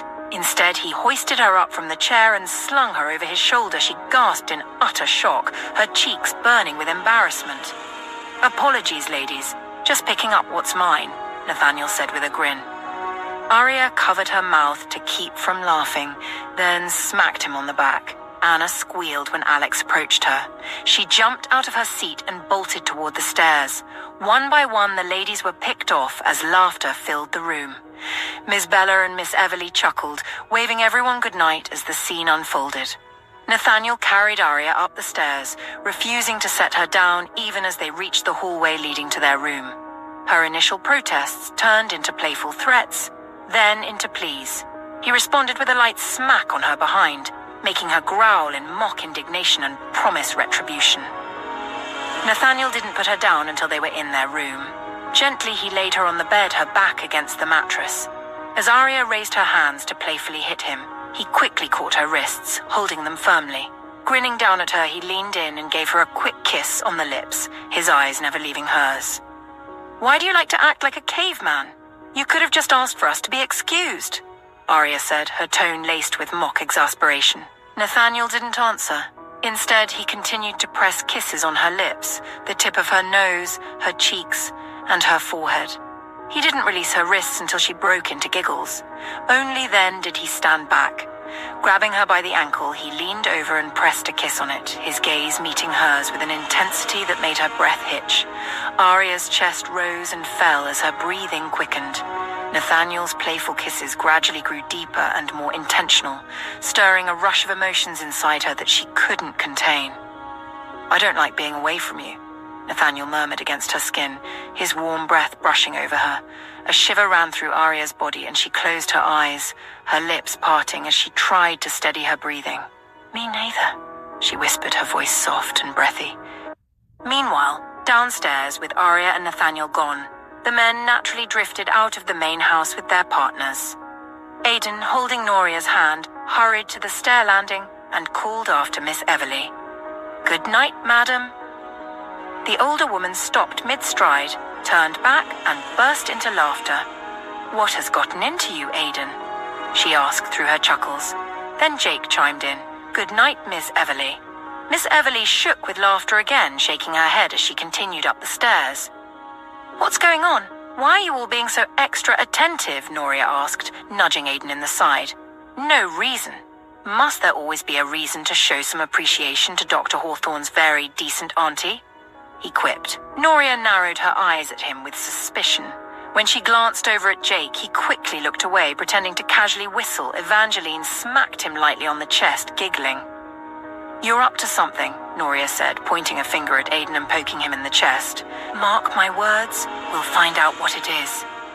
Considering she could barely reach his chest, Aidan found her threat both amusing and endearing. It was endearing because Noria used a collective noun, a stark contrast to the young woman she had been when they first met. Back then, she could barely form words, too afraid of the world itself. But now, her confidence and self-esteem had grown to a level he found genuinely commendable. He knew exactly why that transformation had happened. The loving, imperfect community created by the Hawthornes had evolved into a perfect environment for them all to thrive. Aidan was enjoying the ride, and he knew he owed that to Nathaniel and Dr. Hawthorne and the family they had built. "Ooh, look at me, I'm shaking in my boots," Aidan replied in mock horror. When Noria moved to hit him, he caught her wrist and grinned down at her, his dark eyes smouldering. The slight curve of his lips drew her attention, and she unconsciously focused on his mouth, swallowing softly. "Let's get out of here. I'm in the mood for some self-torture," he whispered, leaning closer and holding her gaze. Noria felt her heart slam against her chest as his words ignited a deep, unspoken desire within her. "That's going to be a hard pass from me," she said, regaining composure. "I've learned not to play with fire where you're concerned." Aidan gasped theatrically, placing a hand over his chest as though mortally wounded, making Noria fight back a laugh. Anton, overhearing their exchange as he passed by with Dawn, leaned down to whisper in her ear, "They're not really talking about physical torture, just so you know." Pulling back, he gave her a knowing look and nodded. Dawn burst into giggles. "That's pretty clear, Anton," she replied with a grin. Meanwhile, Aidan, still engrossed in his playful banter with Noria, leaned closer. "Are you saying no to me, Noria?" he asked, sounding utterly heartbroken. "Uh-huh," she replied smugly, nodding. Without warning, Aidan scooped her up and slung her over his shoulder. Noria, momentarily stunned, dissolved into uncontrollable laughter. "Good night, Noria," Evangeline called out, laughing at the scene. When Jake took a step towards her, Evangeline stepped back, giving him a mock, fearful look. Jake burst into laughter. "What, you think I can't carry you?" he teased, reaching out to playfully tweak her nose. Evangeline grinned up at him. "I'd rather you didn't," she said, cradling her baby bump. Jake chuckled and draped an arm over her shoulders as they continued outside. Andrew pulled Anita against his side as they headed out into the cold. His phone pinged as they walked through the door. He pulled it out, and Anita wrapped her arm around his middle, snuggling closer to him. The front porch was crowded with couples slowly drifting away from the log house. As Andrew read the text, he paused mid-step and stared towards the entrance of the ranch, his gaze distant as a thought came to him. "What's wrong?" Anita asked, looking up at him. We usually have our female Hawthorne guards join us for the end-of-year celebrations," he began, his voice low and thoughtful. "Since coming here wasn't part of the original plan, it's disrupted the arrangement. This is normally the time I try to organize bonding exercises and force Jaden to take a break. I'm thinking of inviting her over," he explained. "What brought that thought on?" Anita asked gently, her heart swelling with love for this man who carried the weight of his responsibilities with such strength and dedication. It almost seemed unreal. I just got a text from Jaden, Andrew replied with a sigh. She's asking about her next assignment. She hasn't stopped working since Julia died. I think she blames herself, and I need her to stop and snap out of it, he explained, his concern for Jaden evident in his deep voice. Do you think meeting Evangeline and seeing that Julia's child is thriving might help her find some closure? Anita asked, her tone probing yet tender. Andrew's brows furrowed as he considered her words, then he slowly nodded. That's a good idea, baby. Thank you, he said with a warm smile. I'm going to need an assignment to draw her in, though, he added, mostly to himself, his voice contemplative. Just then, Stephen's car appeared at the far end of the field. A slow smile spread across Andrew's face. When he looked back at Anita, she was smiling, as though she could read his thoughts. Do you see why it feels so natural to love you, Annie? You complete me, Andrew said, his voice warm and steady. Anita grinned up at him, feeling like a little girl as she swayed shyly on her feet. Andrew cupped her jaw and pressed a soft kiss on her lips. When he pulled back, his gaze followed Jake, who was walking away with Dr. Hart. Darfield, Andrew called out. Jake turned around, his expression curious. Forgive me, Dr. Hart, but I need my third in command, Andrew added with a small smile. Evangeline, standing beside Jake, gave a polite bow as she stepped back. I need a walk anyway, she said lightly. I'll join you, Anita chimed in. But before she stepped back to join Evangeline, Andrew cupped the back of her neck and pressed a quick kiss to her lips before letting her go. As Anita walked past Jake, the man tipped an imaginary hat to her in polite acknowledgement. What's up? Jake asked, concern lacing his tone as he approached Andrew. I'm thinking about calling Jaden in. What's your take? Andrew replied. For the holidays, right? Jake asked, his interest piqued. Yeah, but we can't exactly tell her that, so we need an excuse. Anita just helped me come up with one, Andrew said with a grin. Jake chuckled. All right. Let's hear this brilliant idea, he replied, folding his arms against his chest. First, I need to know if you're okay with it, Andrew said, his gaze searching Jake's face. Jake sighed, running his gloved hands over his face before responding. If you're asking if I've forgiven her for Julia, Andrew, the answer is yes. It's in the past. Jaden is a friend. She's alive and well, and that's a good thing. Julia's sacrifice wasn't in vain, and Jaden helped save my son, at least. I can think clearly about it now. We're good. So yes, she can come. I'm okay with it, Jake said, his voice firm and resolute. Are you also okay with her meeting Dr. Hart? Andrew asked, holding Jake's gaze. She's been working like a dog, carrying the guilt. I want us to help her, and I need you to fully understand what that might entail, he added. Jake nodded, understanding that Andrew was cautioning him about the likelihood of being repeatedly reminded of how Julia had died, and why. Andrew's warning made it clear. If Jaden discovered that Evangeline was carrying Julia's baby, she might feel compelled to get close to Evangeline. I understand. Thanks for the heads up, Jake replied, knowing he couldn't bring himself to say no to helping a friend heal. Besides, he reasoned, if Jaden befriended Evangeline, it would mean Evangeline would have an added layer of protection with Jaden around. Thank you, man, Andrew replied sincerely. Jake gave him a firm nod in return. So what's the carrot you're planning to use to get her to come? Jake asked, just as Stephen pulled up in the car. Seth stepped out, followed by Justin, who was carrying his sleeping son. Andrew glanced at Jake, noticing how his friend's attention shifted to the group approaching them. Oh boy, are you thinking of unleashing Jaden on Justin? Jake asked in a low, incredulous whisper. Well, he's going to need a bodyguard for his son, Andrew said with a laugh. He just doesn't know it yet, he added with a smirk. The two waited for Justin and the others to reach them, and when Andrew noticed Seth looking battered, with bloodstains on him, his expression shifted to alarm. What happened to you? Jake asked before Andrew could speak. Yes, Seth, go ahead and tell them what happened, Stephen said, casually sliding his hands into the pockets of his cargo pants. He helped save Pamela. She's alive because of him. And so is my son, Justin replied, his voice solemn. I'm sorry for putting your men at risk, Andrew. I'll take full responsibility, Justin added. Andrew sighed. Pamela's car blew up, Stephen explained. Andrew and Jake exchanged a hard look at Seth. "I'm alive, aren't I?" Seth quickly defended himself. "This time," Stephen shot back. "Fine, it won't happen again," Seth muttered, rubbing the back of his neck. "It better not," Andrew responded. Then turning to Justin, he said, "I know you're probably exhausted and just want to retire for the night, but first thing tomorrow, we need to talk about how we can help protect you and your boy." Justin's brows furrowed. "Andrew, if what I'm thinking is what you have in mind, I must say I'm flattered. Don't get me wrong, I'm sure Pamela and her parents wouldn't just give up because the law says so, but I've heard rumors about how much Nate pays you guys, and even in my wildest dreams, I can't possibly afford that man," he said with a sheepish smile.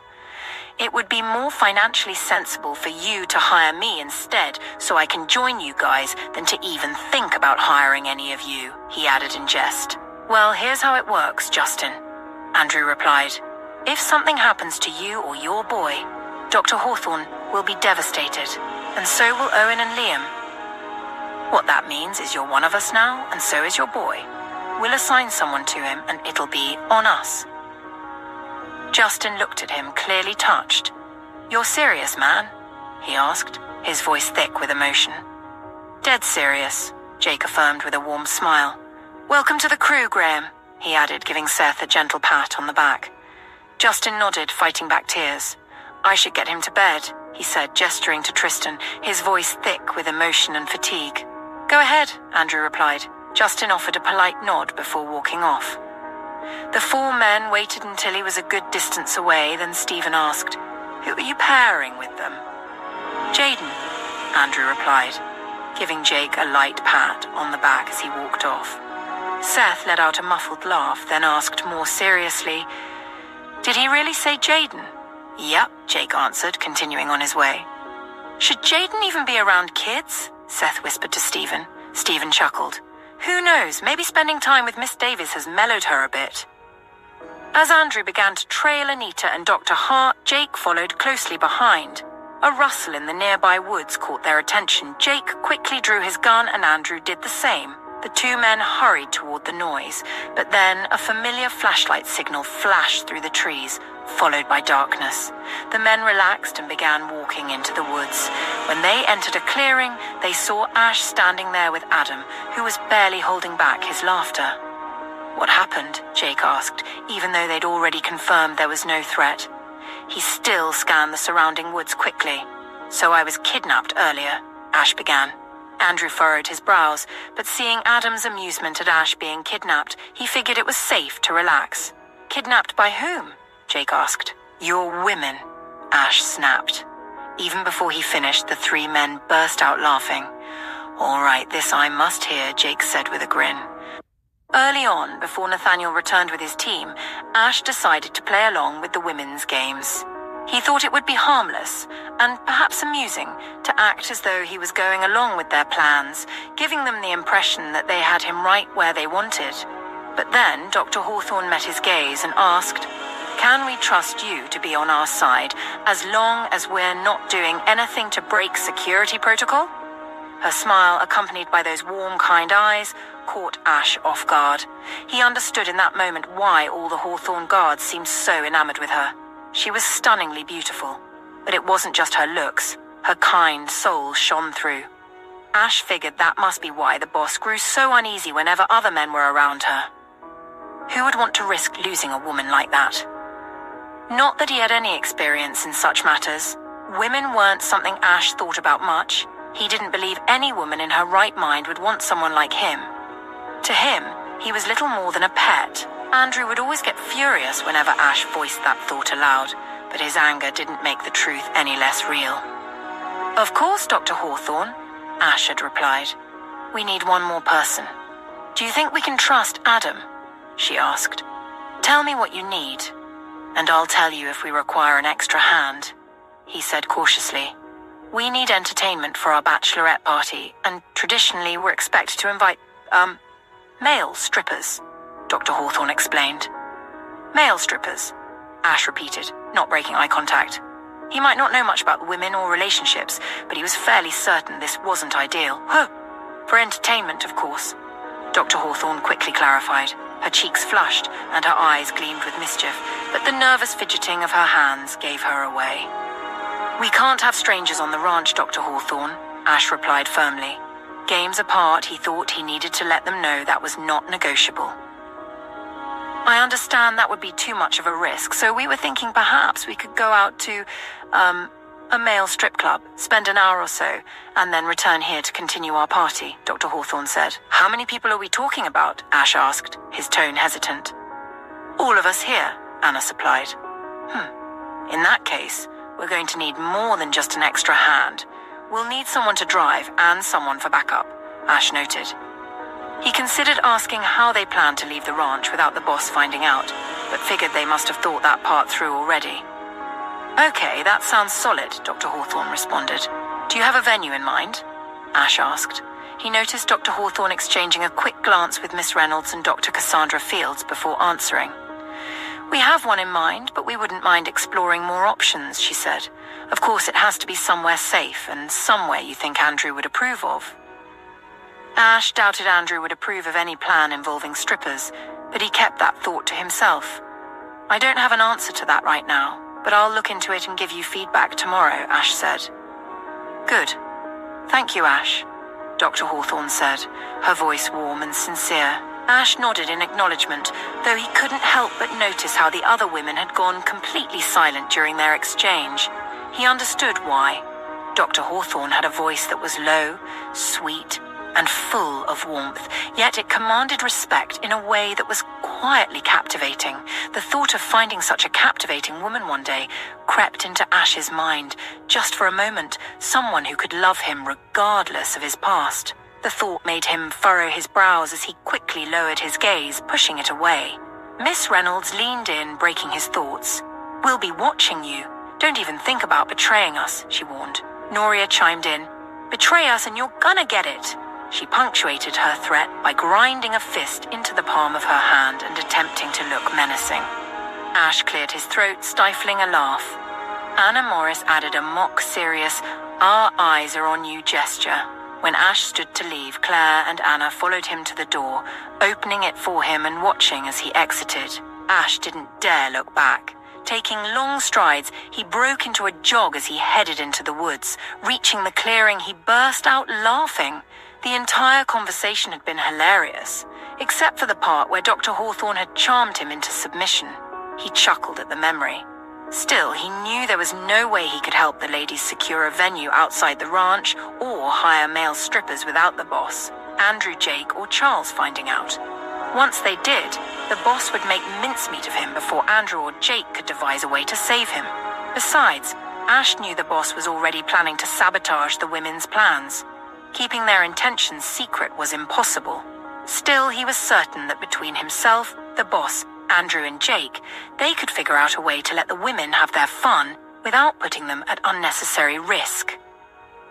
Knowing he couldn't risk any of the women seeing him meeting with Jake and Andrew so soon after their request, Ash decided it would be best to gather with the guys in the woods clearing. He felt fortunate to find Andrew and Jake without their significant others, as he didn't want to risk sending a text message or making a call that could be intercepted. Andrew and Jake laughed as Ash recounted the story, telling them how the women had confronted him while he was out back minding his own damn business.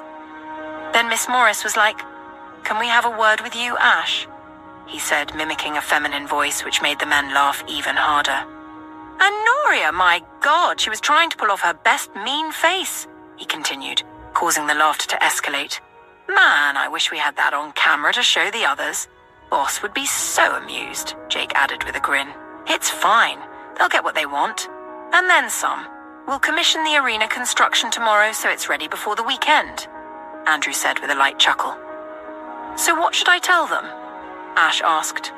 "I suspect they already know about the bachelorette and bachelor clubs Sheriff Logan took us to.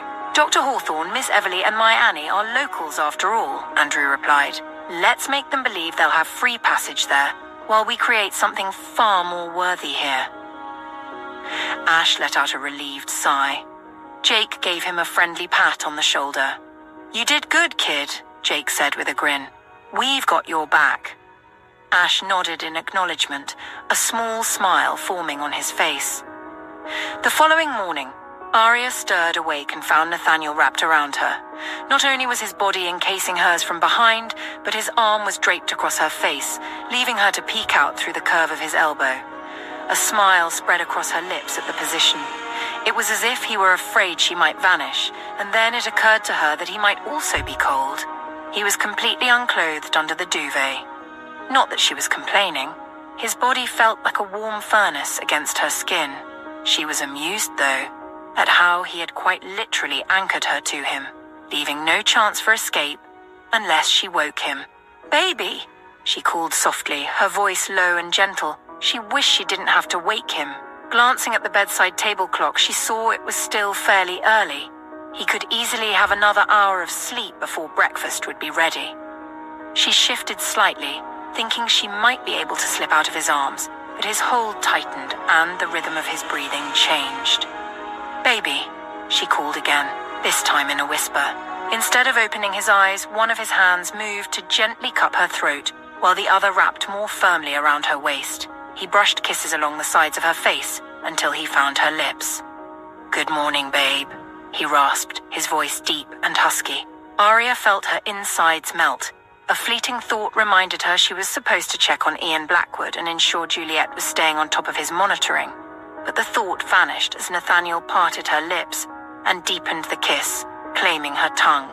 Her entire schedule for the morning evaporated in an instant. Meanwhile, in the children's rooms, Miss Everly, joined by Noria and Miss Bella, helped prepare the children for the day. When Liam was woken up, unlike his brother, who promptly got up and headed to the adjoining bathroom to brush his teeth, Liam sat on the edge of his bed for a moment. When their grandma Bella returned to check if the twins were getting ready, she noticed Liam still sitting on the edge of his bed. "Liam, honey?" she called gently. Owen stepped out from the adjoining bathroom and said, "Give him a minute, Grandma Bella. He's booting." "The keys." Noria, overhearing from the other room, chuckled at the comment. Grandma Bella smiled and shook her head as she left the doorway. A moment later, Liam lifted his head, stood up, and picked up a calendar he'd printed out. He carefully ticked off the day. The heading on the calendar read, Sylvan Ridge Carnival Night. Much later, Owen and Liam, each holding one of Grandma Bella's hands, made their way down the stairs, bombarding her with questions. "What time did my dad get back yesterday, Grandma Bella?" Liam asked. "Early enough for bed," she replied. Liam hesitated before nodding, trying to figure out if that meant his dad had come home earlier than usual. "Is Grandpa Hill joining us for breakfast?" Owen asked with interest. "Yes, Owen. Your grandpa is well enough to join us for breakfast," she answered. "Do you think it's a good idea to leave my little brothers and sisters with a cook?" "Grandma Bella, what exactly are her qualifications?" "We don't know," Liam added with a worried frown. "Yes, Liam. Aunt Mary can hold the fort until your mum joins her shortly." The older woman responded with an indulgent smile. "Did you know it's -2 degrees Celsius outside right now, Grandma Bella?" Owen chimed in after she answered Liam's question. "Are you two always this chatty in the morning?" Grandma Bella asked, chuckling. "Are we wearing you out, Grandma Bella?" Liam asked, looking concerned. Miss Everly, walking behind them, chuckled at the question. Just as they reached the bottom of the stairs, Justin appeared with Tristan. Upon seeing Tristan, the twins let go of Grandma Bella's hands and hurried toward him. Justin carefully lowered his son to the ground. "Good morning, Mr. Graham," Owen and Liam said in unison as they approached Justin and Tristan. "Good morning, Owen." "Good morning, Liam," Justin replied. Tristan waved sleepily. "Hey," he said, his voice quiet. "What happened to you? Didn't you like it at your grandparents' house?" Owen asked, frowning. "It wasn't great," Tristan muttered. Then, as if remembering something Uncle Seth had said, he continued, "Mum tried to take me yesterday, but Uncle Seth and Uncle Stephen got me back for Dad. She tried to shoot Uncle Stephen, but I was like, nope, not happening. Uncle Stephen said it was okay, but then we had a crash, and Uncle Seth came to get us. Then the car blew up. It was scary, for real." "True story," he said, nodding earnestly and holding up his left hand like he was swearing an oath. Justin chuckled softly, both amused and relieved to hear Tristan opening up to the Hawthorne twins. The boy had been withdrawn since waking up, and his panicked reactions whenever Justin was out of sight spoke volumes about his ordeal. Justin cursed Pamela and her parents silently for what they'd done. They had only added to his little boy's troubles. Now, on top of the cancer threat and surgery wounds, Tristan would carry trauma from the experience. Owen and Liam's mouths dropped open as they stared at Tristan. "What?" they chorused in unison. "Your car blew up?" Owen repeated. "For real? Like in the movies or video games?" Liam asked, his curiosity piqued. "Yeah," Tristan said solemnly, nodding his head. "For real." The twins automatically turned to Justin as if to confirm the story. Justin shrugged, looking slightly embarrassed. "It was super loud," Tristan added, his enthusiasm growing as he gestured animatedly with his hands. "Cool." The twins chorused again, wide-eyed. "I don't like that your mom tried to shoot my Uncle Stephen, though," Owen said, his expression darkening with disapproval. "Why would she do that? Moms aren't supposed to do stuff like that, you know." "Yeah," Liam agreed, crossing his arms. "That's not what moms are for. Moms are supposed to make cookies and stuff, not be all mean." Tristan shrugged, looking down. "I don't know, she's just mean, I guess." Owen reached out and gave Tristan a reassuring pat on the arm. "Well, our uncles are really cool. They wear bulletproof vests. Uncle Charles showed me one time," he said with a proud tone. "Yeah," Liam chimed in. "If your mom shot my uncle, he'd just shake it off," he said, puffing out his chest in demonstration. Charles, who had been standing near the dining room entrance, chuckled at the twins' confidence. "Your mom is cool. She wouldn't try to steal you from your dad," Tristan said, sounding dejected. "Dad wouldn't even allow it," Liam replied, gesturing with his hands in firm conviction. "My dad would just kiss her, and she'd be like, 'Okay, babe,'" Liam added confidently. "I don't get it, but Liam's right. Mom wouldn't stand a chance," Owen said, nodding in agreement. Grandma Bella cleared her throat, drawing their attention. "All right, boys, enough talk about explosions and mean moms. Let's get to breakfast, okay?" The boys hurried their steps, skipping as they reached out to hold hands. Miss Everly, walking a few steps behind, slowed her pace and offered Justin a sympathetic look, gently patting his forearm. Justin looped his arm with hers, and together they trailed after the boys. A short while later, Aria, having fed the triplets and left them with two of the maids, came downstairs with Nathaniel. As the two entered the dining room, Liam shouted, "Mom! Dad! Tristan's mum's car blew up!" Aria paused mid-step, exclaiming, "What?" Nathaniel, standing behind her, quickly added, "She's fine, it's just the car," prompting Aria to glance back at him with wide eyes before turning her attention to Justin, who stood on the other side of the table from the boys. Ethan, who had just walked in, leaned toward Aria and whispered, "Sadly, she lived." Then louder he added, "Good morning, everyone." Justin gave Aria a reassuring nod as her questioning gaze met his. "Tristan was in the car," Justin explained, "but thankfully Seth got him out fast enough." "Oh, poor baby," Aria said, hurrying forward. She knelt down and gently pulled Tristan into a hug. "I'm so sorry, darling, that you had to see that," Aria cooed. Tristan nodded, clutching Liam and Owen's mom. He thought she was kind and wished his own mom was like her. As Aria drew back, Tristan looked up at her and wondered if maybe she could adopt him. Andrew woke up to several messages from Jaden, each one leaving him laughing out loud. It was as if he had asked her to leap off a cliff rather than come to protect a child. Her first question was, "Does this kid have parents I'm supposed to report to? Just how punchable is his father's face?" The second was, "Are you sure you want to trust me with a child who has a Karen for a mother? Dude, have you met me?" As the messages piled on, they became increasingly funny, with Jaden repeatedly questioning Andrew's judgment and whether he was getting too old for his job. After reviewing her texts, Andrew sent her the location for pickup and replied simply, "Be there." She responded with a voice note of herself growling. Andrew chuckled and shook his head before placing a call to Sheriff Logan for updates on the Blackwoods case and Pamela Anderson. "I haven't heard anything about the Blackwoods making bail, and Pamela is under guard at Everly Hospital," Sheriff Logan informed him. Andrew groaned at the news. "Why Everly Hospital, Sheriff?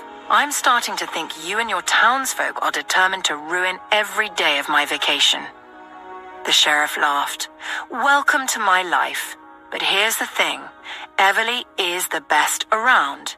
It's got state-of-the-art equipment and top-notch doctors.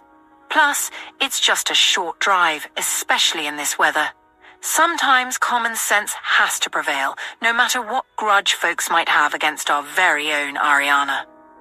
Andrew sighed, rubbing his face before running a hand through his hair.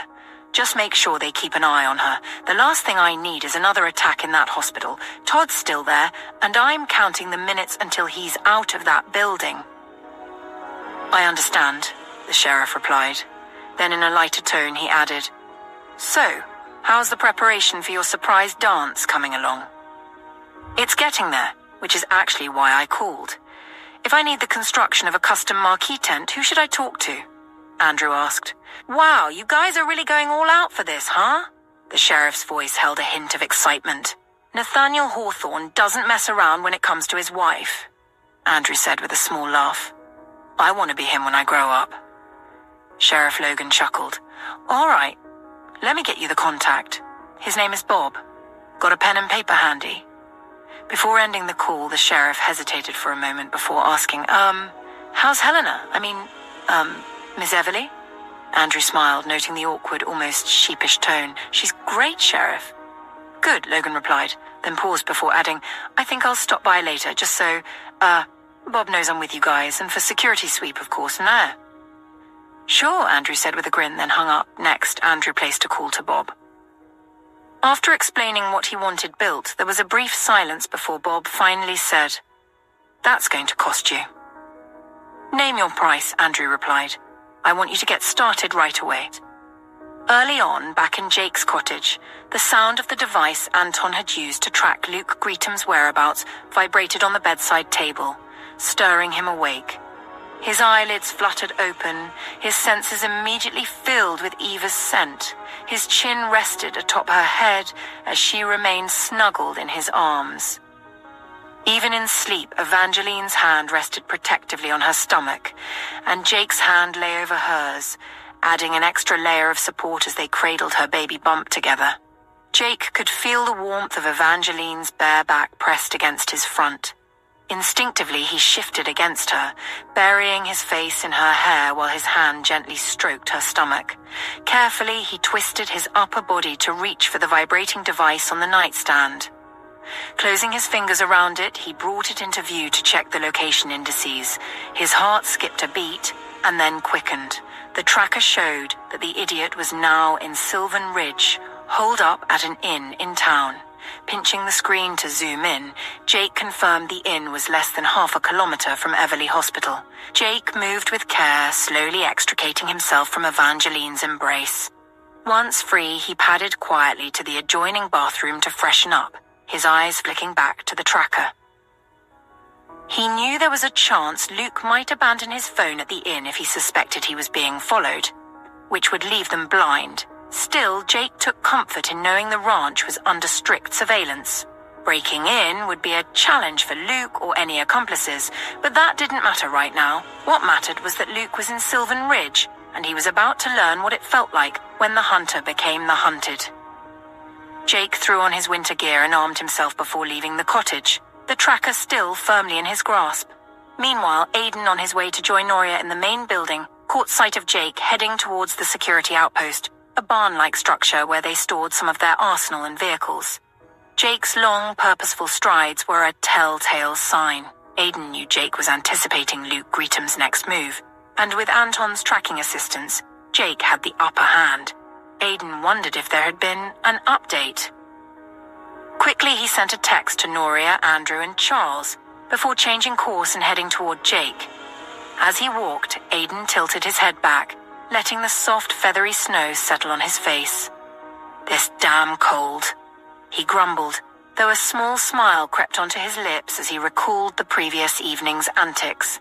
He had carried Noria outside, found a pile of snow, and dropped her on it before pinning her to the cold ground. Laughing hysterically, she had refused to take back her teasing words of rejection. The sound of her laughter, combined with the sheer joy in her face and eyes, had shifted the playful moment into something more intimate. He remembered pausing to take her in, her beautiful eyes, her dark hair spread across the white snow, her chest rising and falling as she caught her breath. He thought about everything she had been through, how far she had come, and the strength she had gained to become the woman she was now. Her transformation was nothing short of stunning. Noria, noticing the shift in his expression, had sat up, grabbed a fistful of his jacket and pulled him close for a kiss. Aidan had felt himself tremble, his restraint unraveling as a wave of heat coursed through his veins. His body instantly responded to her. She flipped him onto his back, pressing him into the snow as she straddled him, leaning down to deepen the kiss. In that moment, Arden forgot they were supposed to be waiting. He surrendered completely, allowing her full liberties with his body. Noria didn't hesitate to seize the moment, and he quivered beneath her touch, her name escaping his lips again and again like a prayer. Aidan shook his head to dispel the memory and the sensations that still lingered. His body hadn't forgotten the blissful release she had given him. The sight of Jake driving out of the barn snapped him out of his thoughts. Raising a hand to get Jake's attention, Aidan broke into a jog to catch up with him. Jake drove the Jeep down the snow-cleared driveway and stopped for Aidan. The other man opened the front passenger door and hopped in, slamming it shut behind him.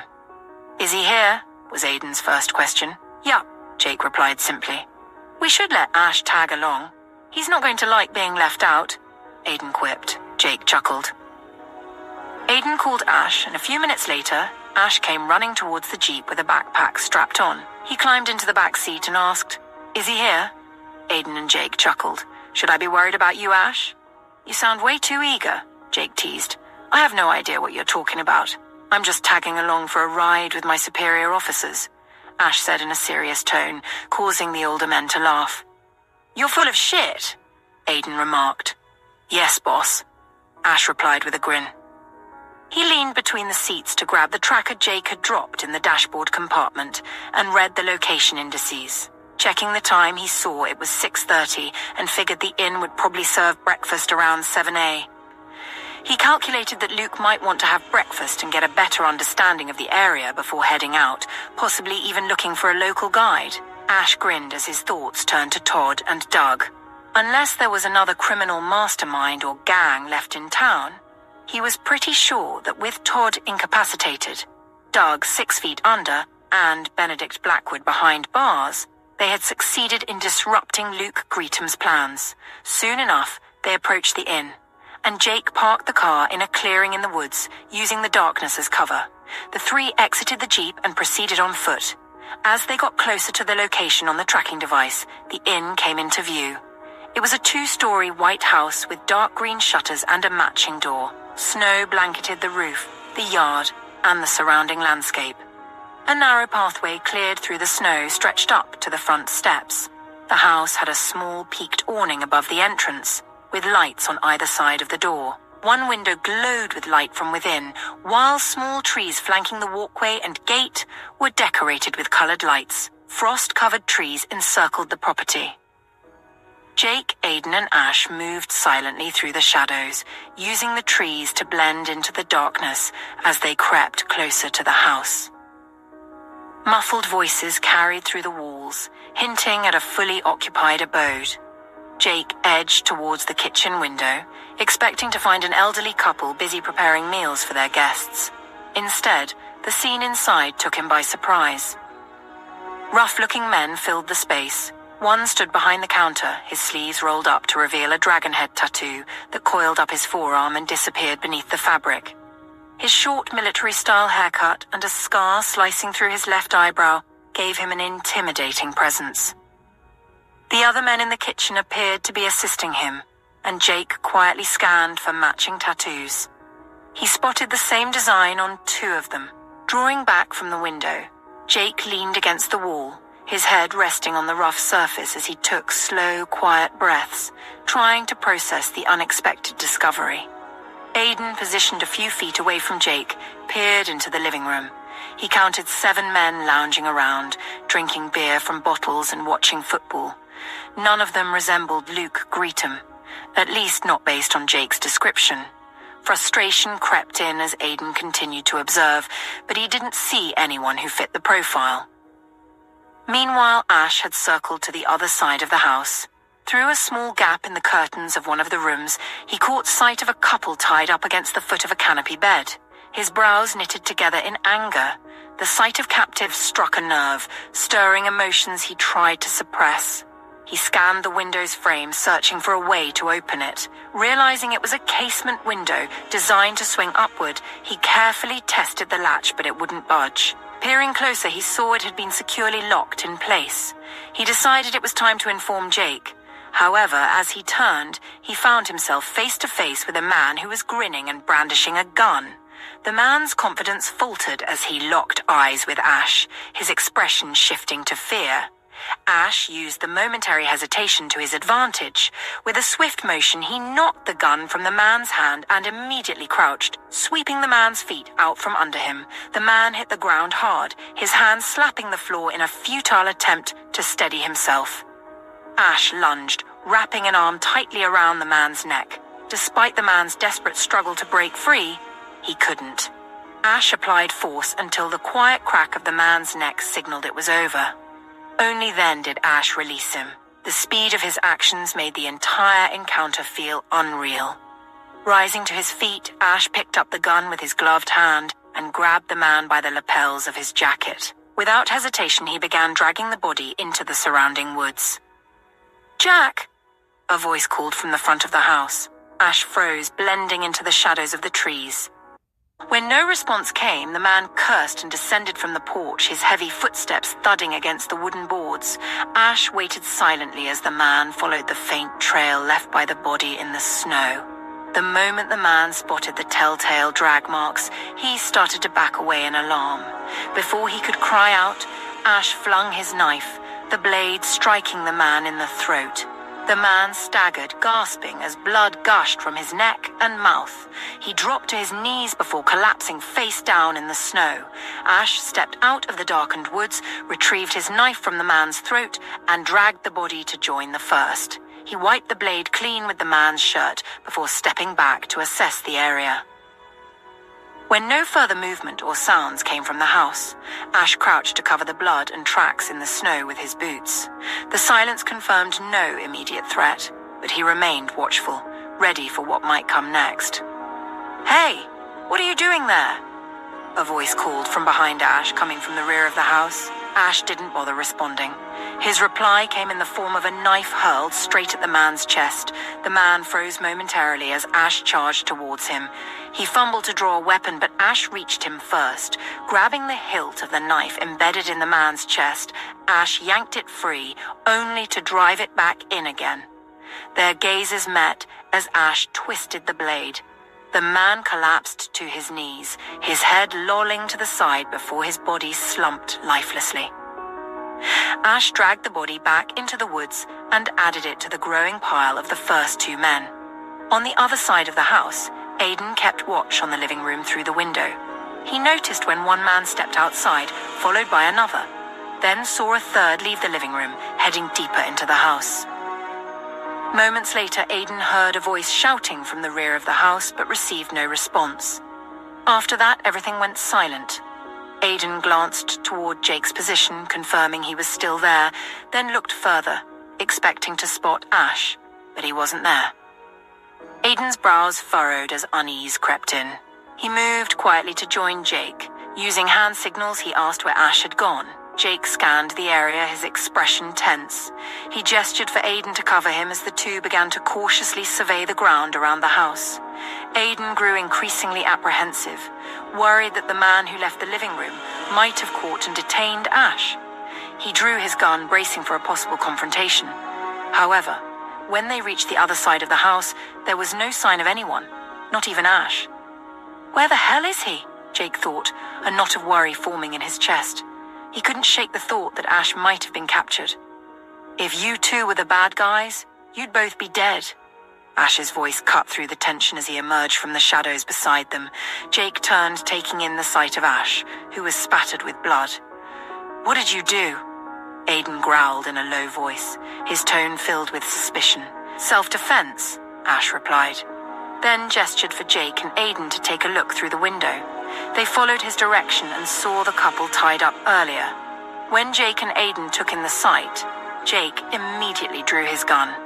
He had thought they would have more time to strategize and find a systematic way to lure Luke outside, but now the situation had become a hostage crisis. Ash seemed to have taken down a few of the men already, and once the others realized what was happening, all hell was going to break loose. As Ash led them into the woods for cover, Jake and Aidan exchanged glances when they saw that Ash had already killed 4 of the men. Aidan realized that was why the number of people in the living room was decreasing. "For the love of God, Ash, we could have used one of them to get information," Aidan admonished. "It was self-defense," Ash repeated with a scowl. Jake wasn't sure whether to be proud or dismayed. Perhaps they'd gone a bit overboard in teaching Ash to be a cold-blooded killer. Giving him a wary look, Jake pulled out his phone and showed Jake and Aidan their target.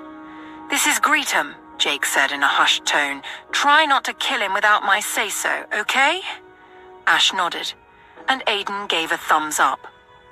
"You also need to be careful, Ash," Jake continued. "These are all prison folks, part of a gang we know from New York. Someone helped them out of jail to come after something, and I'm beginning to think it isn't just Evangeline. I think she was just the sweetener in the deal." "Who the hell are they?" Ash asked with a scowl. "It isn't rocket science. I went to see Greetham in jail. Everyone knows that Andrew, Charles, Aidan and I work together, and we all have axes to grind with certain gang members," Jake said, meeting and holding Aidan's gaze. Aidan furrowed his brows as he processed Jake's words, then moved towards the dead bodies. He took hold of one of their hands, pulling up the sleeve. He sighed when he saw the tattoo. "You think they're after me?" Aidan asked. "It could be Andrew, Charles, you, me, or the boss," Jake said. "That's why we need to get at least one of them, to find out what their mission is." But meanwhile, Aidan rose to his feet. "None of them can leave or have the chance to call for backup," Jake said, holding Ash's gaze. Aye, Captain," Ash replied with a hint of amusement. "We need to draw them out of the house so we can get the couple out and not destroy the property," Aidan said. "Let's focus on keeping the couple alive," Jake urged, knowing that the chance of not destroying the inn was far-fetched. "I have an idea," Aidan said, pulling out his phone and tucking his gun into the waistband of his trousers. He glanced at Ash and added, "Come." He gestured, then continued, "Turn on your flashlight when I tell you to. Understood?" Ash frowned but nodded. Aidan then crouched beside the dead men, carefully undressing them to reveal their tattoos. He opened his recording app and signaled for Ash to turn on his flashlight. Using the light, Aidan quickly filmed the men, making sure to capture their faces and tattoos. "What's that for?" Ash whispered. "All these tattoos have serial numbers," Aidan replied quietly. "I'm sending this to Andrew so he can look into it before we're done here." "How do you know so much about these people?" Ash asked, his curiosity piqued. Jake stayed silent, waiting for Aidan to answer. Aidan paused briefly before responding, "Because I was once one of them." He then gave Ash a light shove on the chest, pocketed his phone, and pulled out his gun.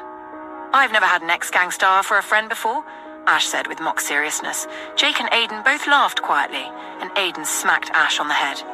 "Idiot," he muttered, a fond smile spreading across his face.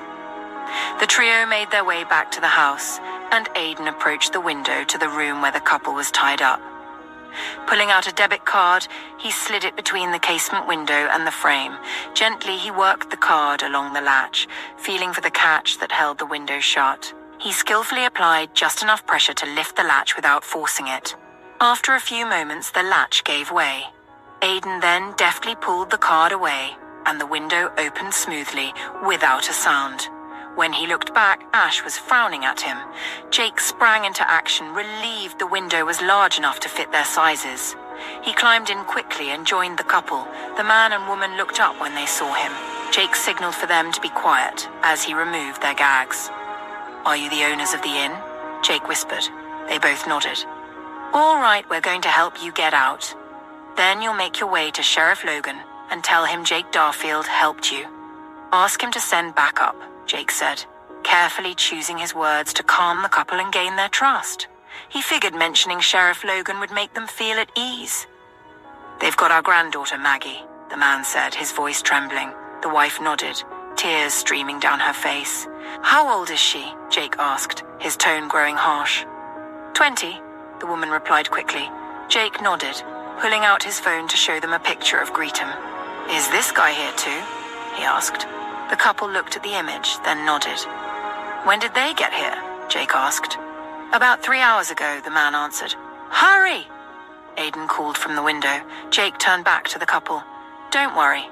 I'll get your granddaughter out," he said, and quickly cut the ropes tying the couple and helped them up. He ushered them towards the window where Ash and Aidan helped them climb out. Aidan then led them away into the woods. With Jake inside, he gestured for Ash to wait for Aidan before attacking from the outside. "Be careful," Ash told Jake as he moved away.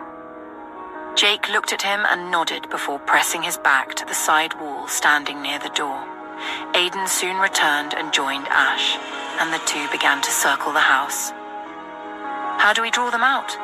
Ash asked Aidan. He had a few ideas of his own, but he figured Aidan and Jake wouldn't approve. "Are you okay with splitting up?" Aidan asked, studying him. Ash looked offended. "Of course." "All right, tough guy," Aidan said with a smirk. "You take the front, I'll take the back. Jake will stir things up inside so they'll spill out somehow.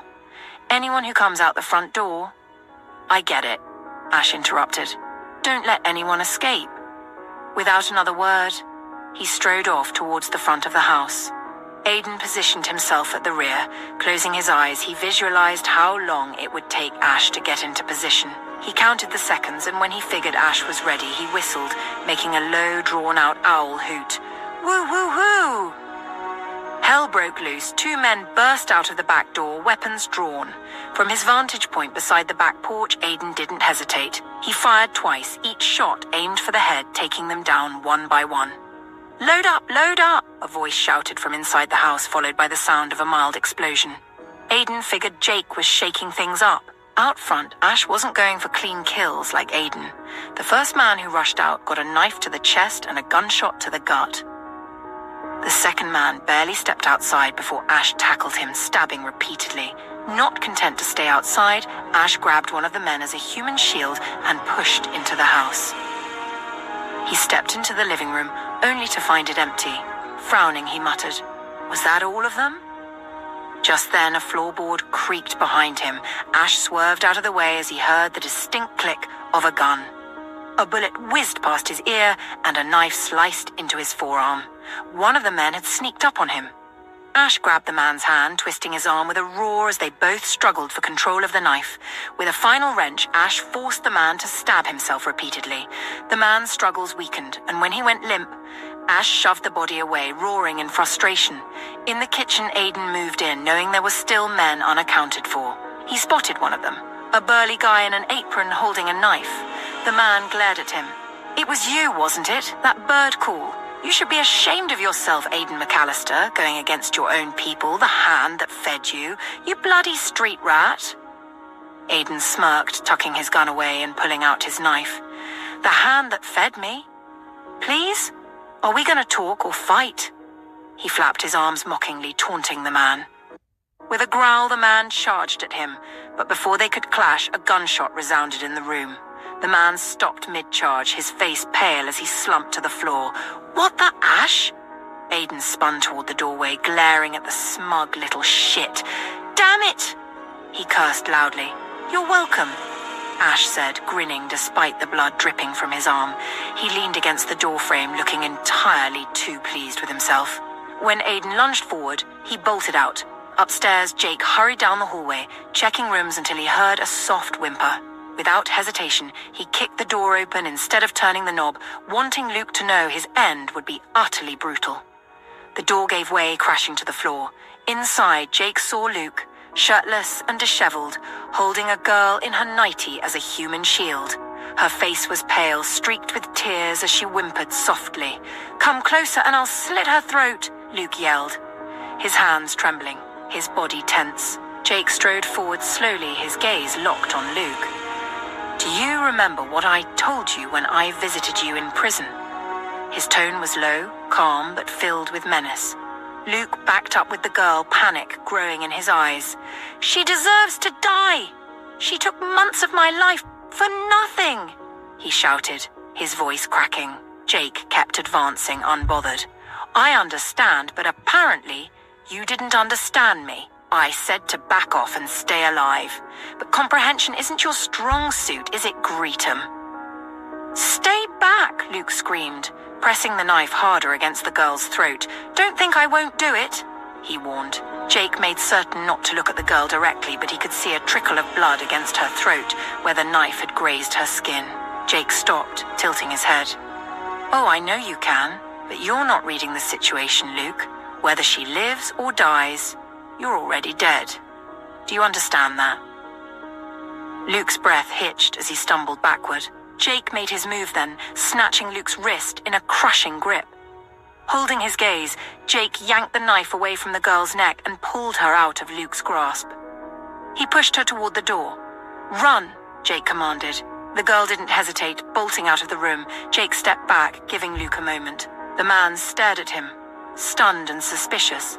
I have a mind to give you a way out of this, that is, if you want it, Jake said, his voice deceptively calm. Tell me who set this all up and I'll step aside and let you walk away. Luke's eyes narrowed. Do I look stupid to you? He growled. Yes, Luke, that's a dumb question for a man who flew across the country to find his own death. Jake shot back, his voice rising. Luke hesitated, swallowing hard. Jake folded his arms. I'm listening. You'll let me go? Luke asked cautiously. I said I'd let you walk away. Isn't that what I said? Jake replied evenly. Luke licked his lips, glancing nervously around the room. Finally, he relented. His name is Gray, some Farmer Hawthorne shareholder. He said your boss screwed him over and he wants him taken out. Sharp, some gang guy in prison, made a deal with him. Gray gets your boss, and Sharp gets someone called McAllister. And you? Jake asked, his voice low. Luke's eyes flared with rage. I get Dr. Hart. And that damn William. Jake nodded slowly. Makes sense. Tss. He gestured toward the door. A deal's a deal. Luke scrambled to grab his clothes. As he moved, Jake's eyes caught a smear of blood on the bed. Wait, Jake called, his voice sharp. Luke turned hesitantly, his body tensing. In a flash, Jake closed the distance, grabbing Luke by the throat. With a roar, he lifted him and slammed his back against the doorframe. The sickening crunch of bones echoed in the hallway. You really like taking advantage of girls, don't you? Jake snarled, his teeth bared. Luke shuddered, blood spilling from his mouth as his body twitched helplessly. Jake leaned in close, his voice low and deadly. I'll give you enough time to repent before Hades drags you under. He released Luke, who crumpled to the floor, his gasps turning into choking gurgles. Jake straightened, stepped over him, and walked away, the sounds of Luke's fading breaths like music to his ears. Jake descended the stairs to join Ash and Aiden. The three stepped outside, and it wasn't long before Andrew arrived with Charles and Sheriff Logan. The sheriff surveyed the chaotic scene, his expression tightening as he took in the bodies and carnage. His gaze shifted to Jake, Ash, and Aiden, a mixture of wariness and disbelief in his eyes. When will you guys be leaving Sylvan Ridge? The sheriff asked, his voice laced with cautious curiosity. Jake, Aiden, and Ash merely returned his scrutiny but didn't respond. It wasn't until they returned to the ranch that Jake disclosed Luke's confession. The 5 men, Charles, Andrew, Jake, Aiden, and Ash, gathered in a tight circle as Jake relayed what he'd learned. Gray, huh? Andrew said, his tone low and tight with anger. He's got guts. I'll give him that, Charles added with a bitter chuckle. It's interesting that Sharp is still so intent on sticking it to me, Aiden remarked with a sigh. What's the plan? Just because we stopped this attempt doesn't mean they won't try again, Charles said, his voice tinged with concern. I'll have our people keep an eye out and our ears to the ground, Andrew replied. Unless they're planning another attack in the next few days while we're still here, we'll deal with this when we're back in New York. Will you tell the boss? Aiden probed with interest. Yes, I think it's best if I inform him and Tom, Andrew confirmed. The other men nodded in agreement. Andrew glanced at the 3 bloodied men before him and sighed. Go clean yourselves up and let's go join the family for breakfast, he ordered, his tone leaving no room for debate. As Ash turned to leave, Andrew noticed drips of blood staining the snow where Ash had been standing and trailing after him. Letting out a sigh, he called, Ash? Ash paused and glanced over his shoulder at Andrew. Andrew gestured pointedly at the ground where the blood had soaked into the snow, then back at Ash. "It's just a scratch," Ash replied, answering the unspoken question. "A scratch and you're bleeding this much, Ash? Get your behind to the infirmary." "I'll get Williams," Andrew ordered, shaking his head as he turned to leave. Charles, who had been walking away, chuckled as he watched the exchange. Jake and Aidan, overhearing Andrew, stopped in their tracks and turned back. Jake gestured for Ash to join them. With long strides, Ash caught up with the pair and the three began walking together. Jake reached for Ash's arm, pulling at the tear in his jacket. Ash met his gaze with a sheepish grin. In response, Aidan smacked Ash on the back of the head. Ash's grin only widened. "I could name 3 things that could happen to you if you lose too much blood," Jake remarked. "You're young, Ash, not indestructible," he added. "That should be drilled into him," Aidan added. "Oh yeah? That's rich coming from a guy who was ready to throw down with a gangbanger just to prove a point," Ash shot back. "Thanks for reminding me why I want to kick your ass," Aidan retorted. Ash darted away, putting some distance between himself and Aidan. Jake chuckled. "Just so you know," Ash called over his shoulder, "I could take you. I just don't want you dying yet." He needled. "Oh, you can take me now," Aidan replied, suddenly lunging in Ash's direction. Ash yelled, "Andrew!" Andrew, now a considerable distance away, turned back to see Aidan chasing after Ash. He shouted, "What, for the love of God, the kid is bleeding, leave him be." Aidan paused, turning to face Andrew. "This little shit has a mouth on him," he yelled back. Andrew sighed. "Leave him alone, please," he replied, exasperated. Aidan growled and glared at Ash, who was now strutting ahead like a peacock. Jake doubled over with laughter. "I'm going to get you when your papa bear isn't around to save your ass," Aidan threatened. "Aidan, you know how I react when I'm spooked," Ash warned, his tone carrying a hint of seriousness. "Oh, don't worry. You'll definitely see me coming," Aidan assured him. "Jake!"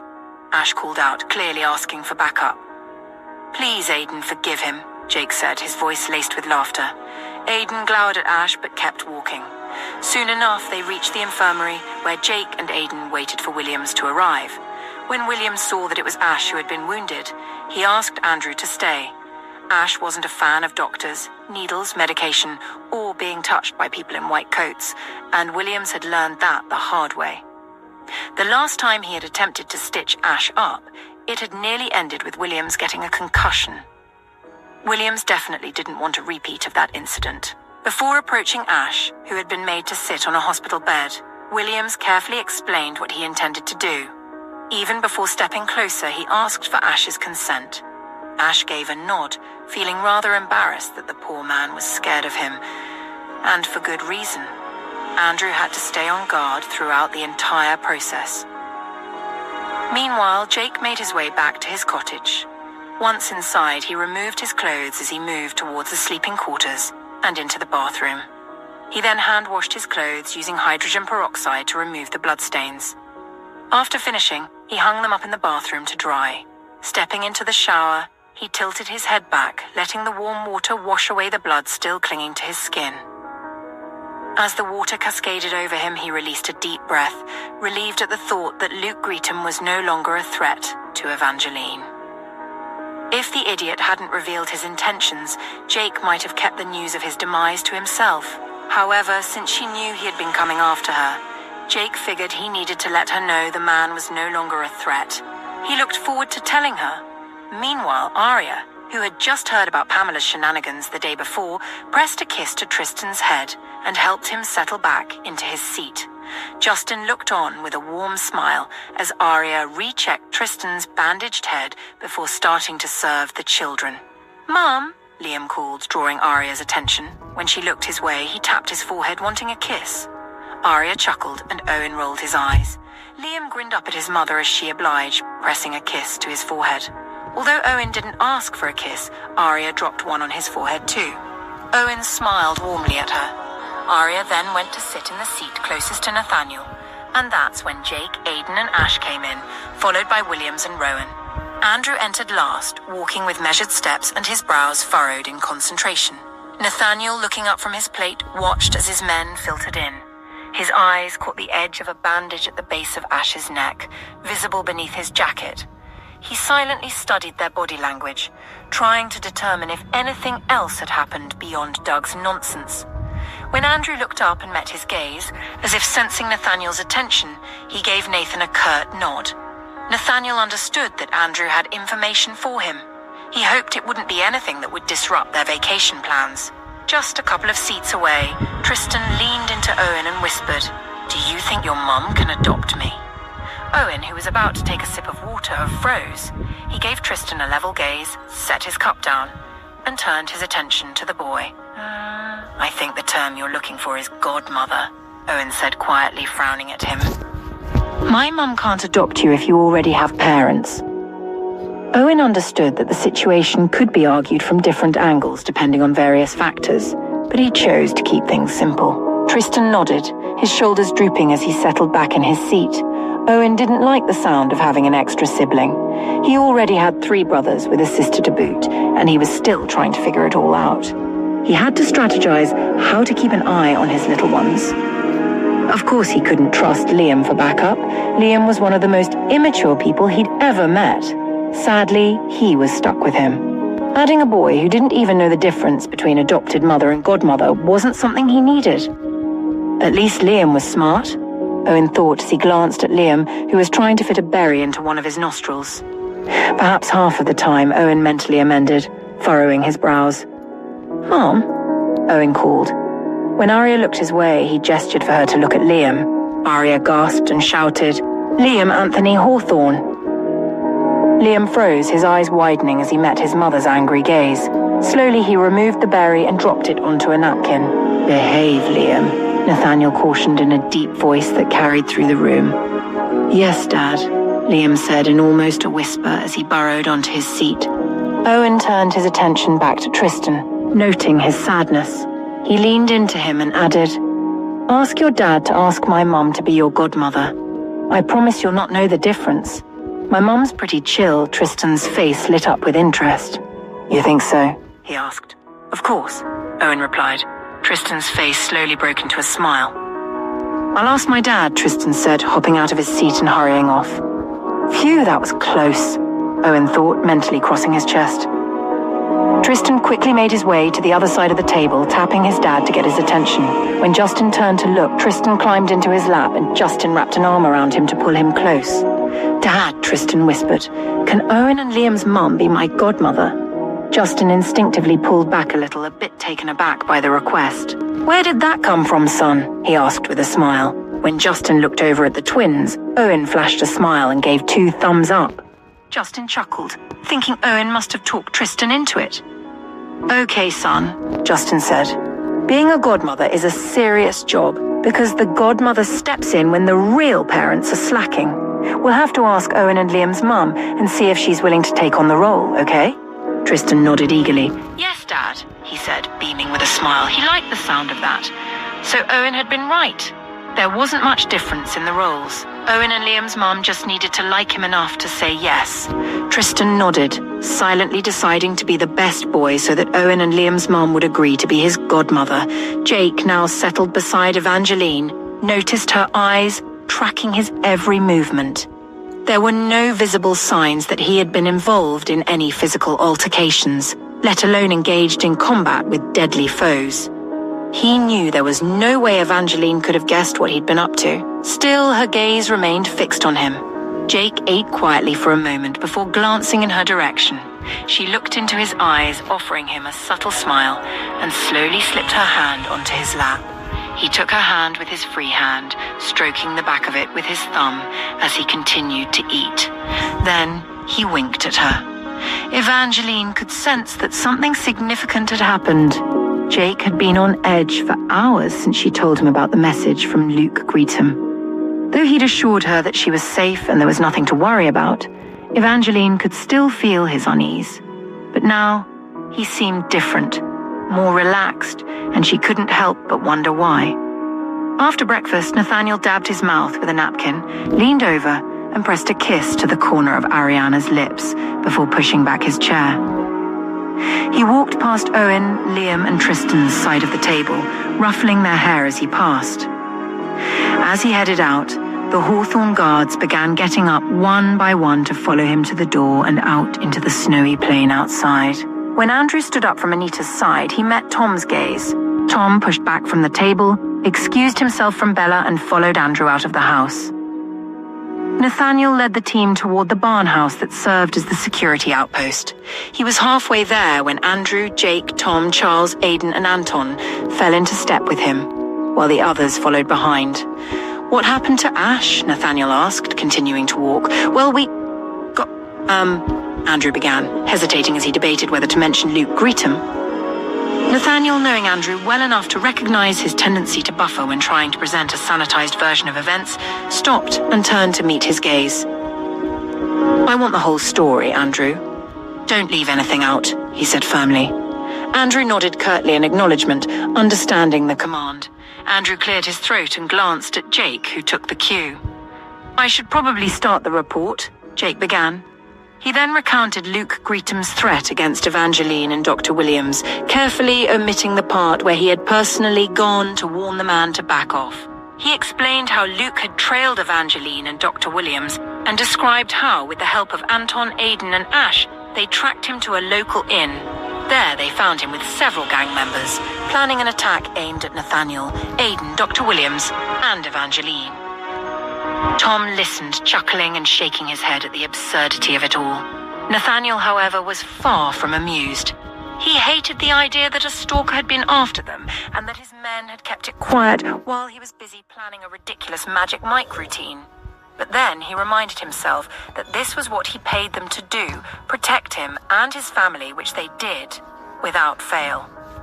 As they entered the barn, Nathaniel rubbed his hands over his face, dragging his fingers through his hair before turning to Jake. His eyes burned with intensity as he spoke. "Who was it?" he demanded, his jaw clenched. "Who commissioned this? Who sent them after us?" "Was it Gray?" Tom interjected, drawing everyone's attention. Nathaniel scoffed in disbelief.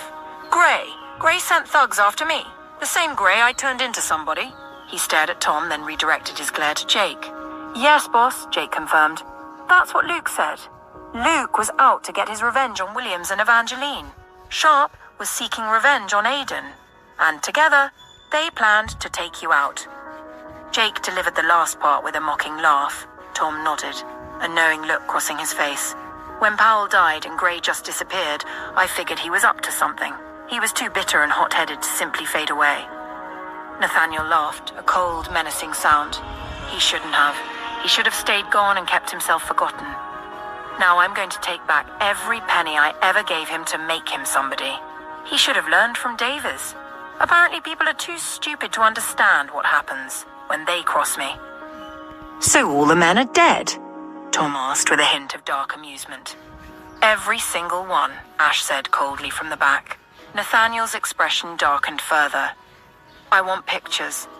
Get me photos of their bodies lined up in the morgue. Gray obviously needs a vivid reminder of what happens to those who lack the common sense to leave the lion alone." His voice was chilling, devoid of any warmth or pity.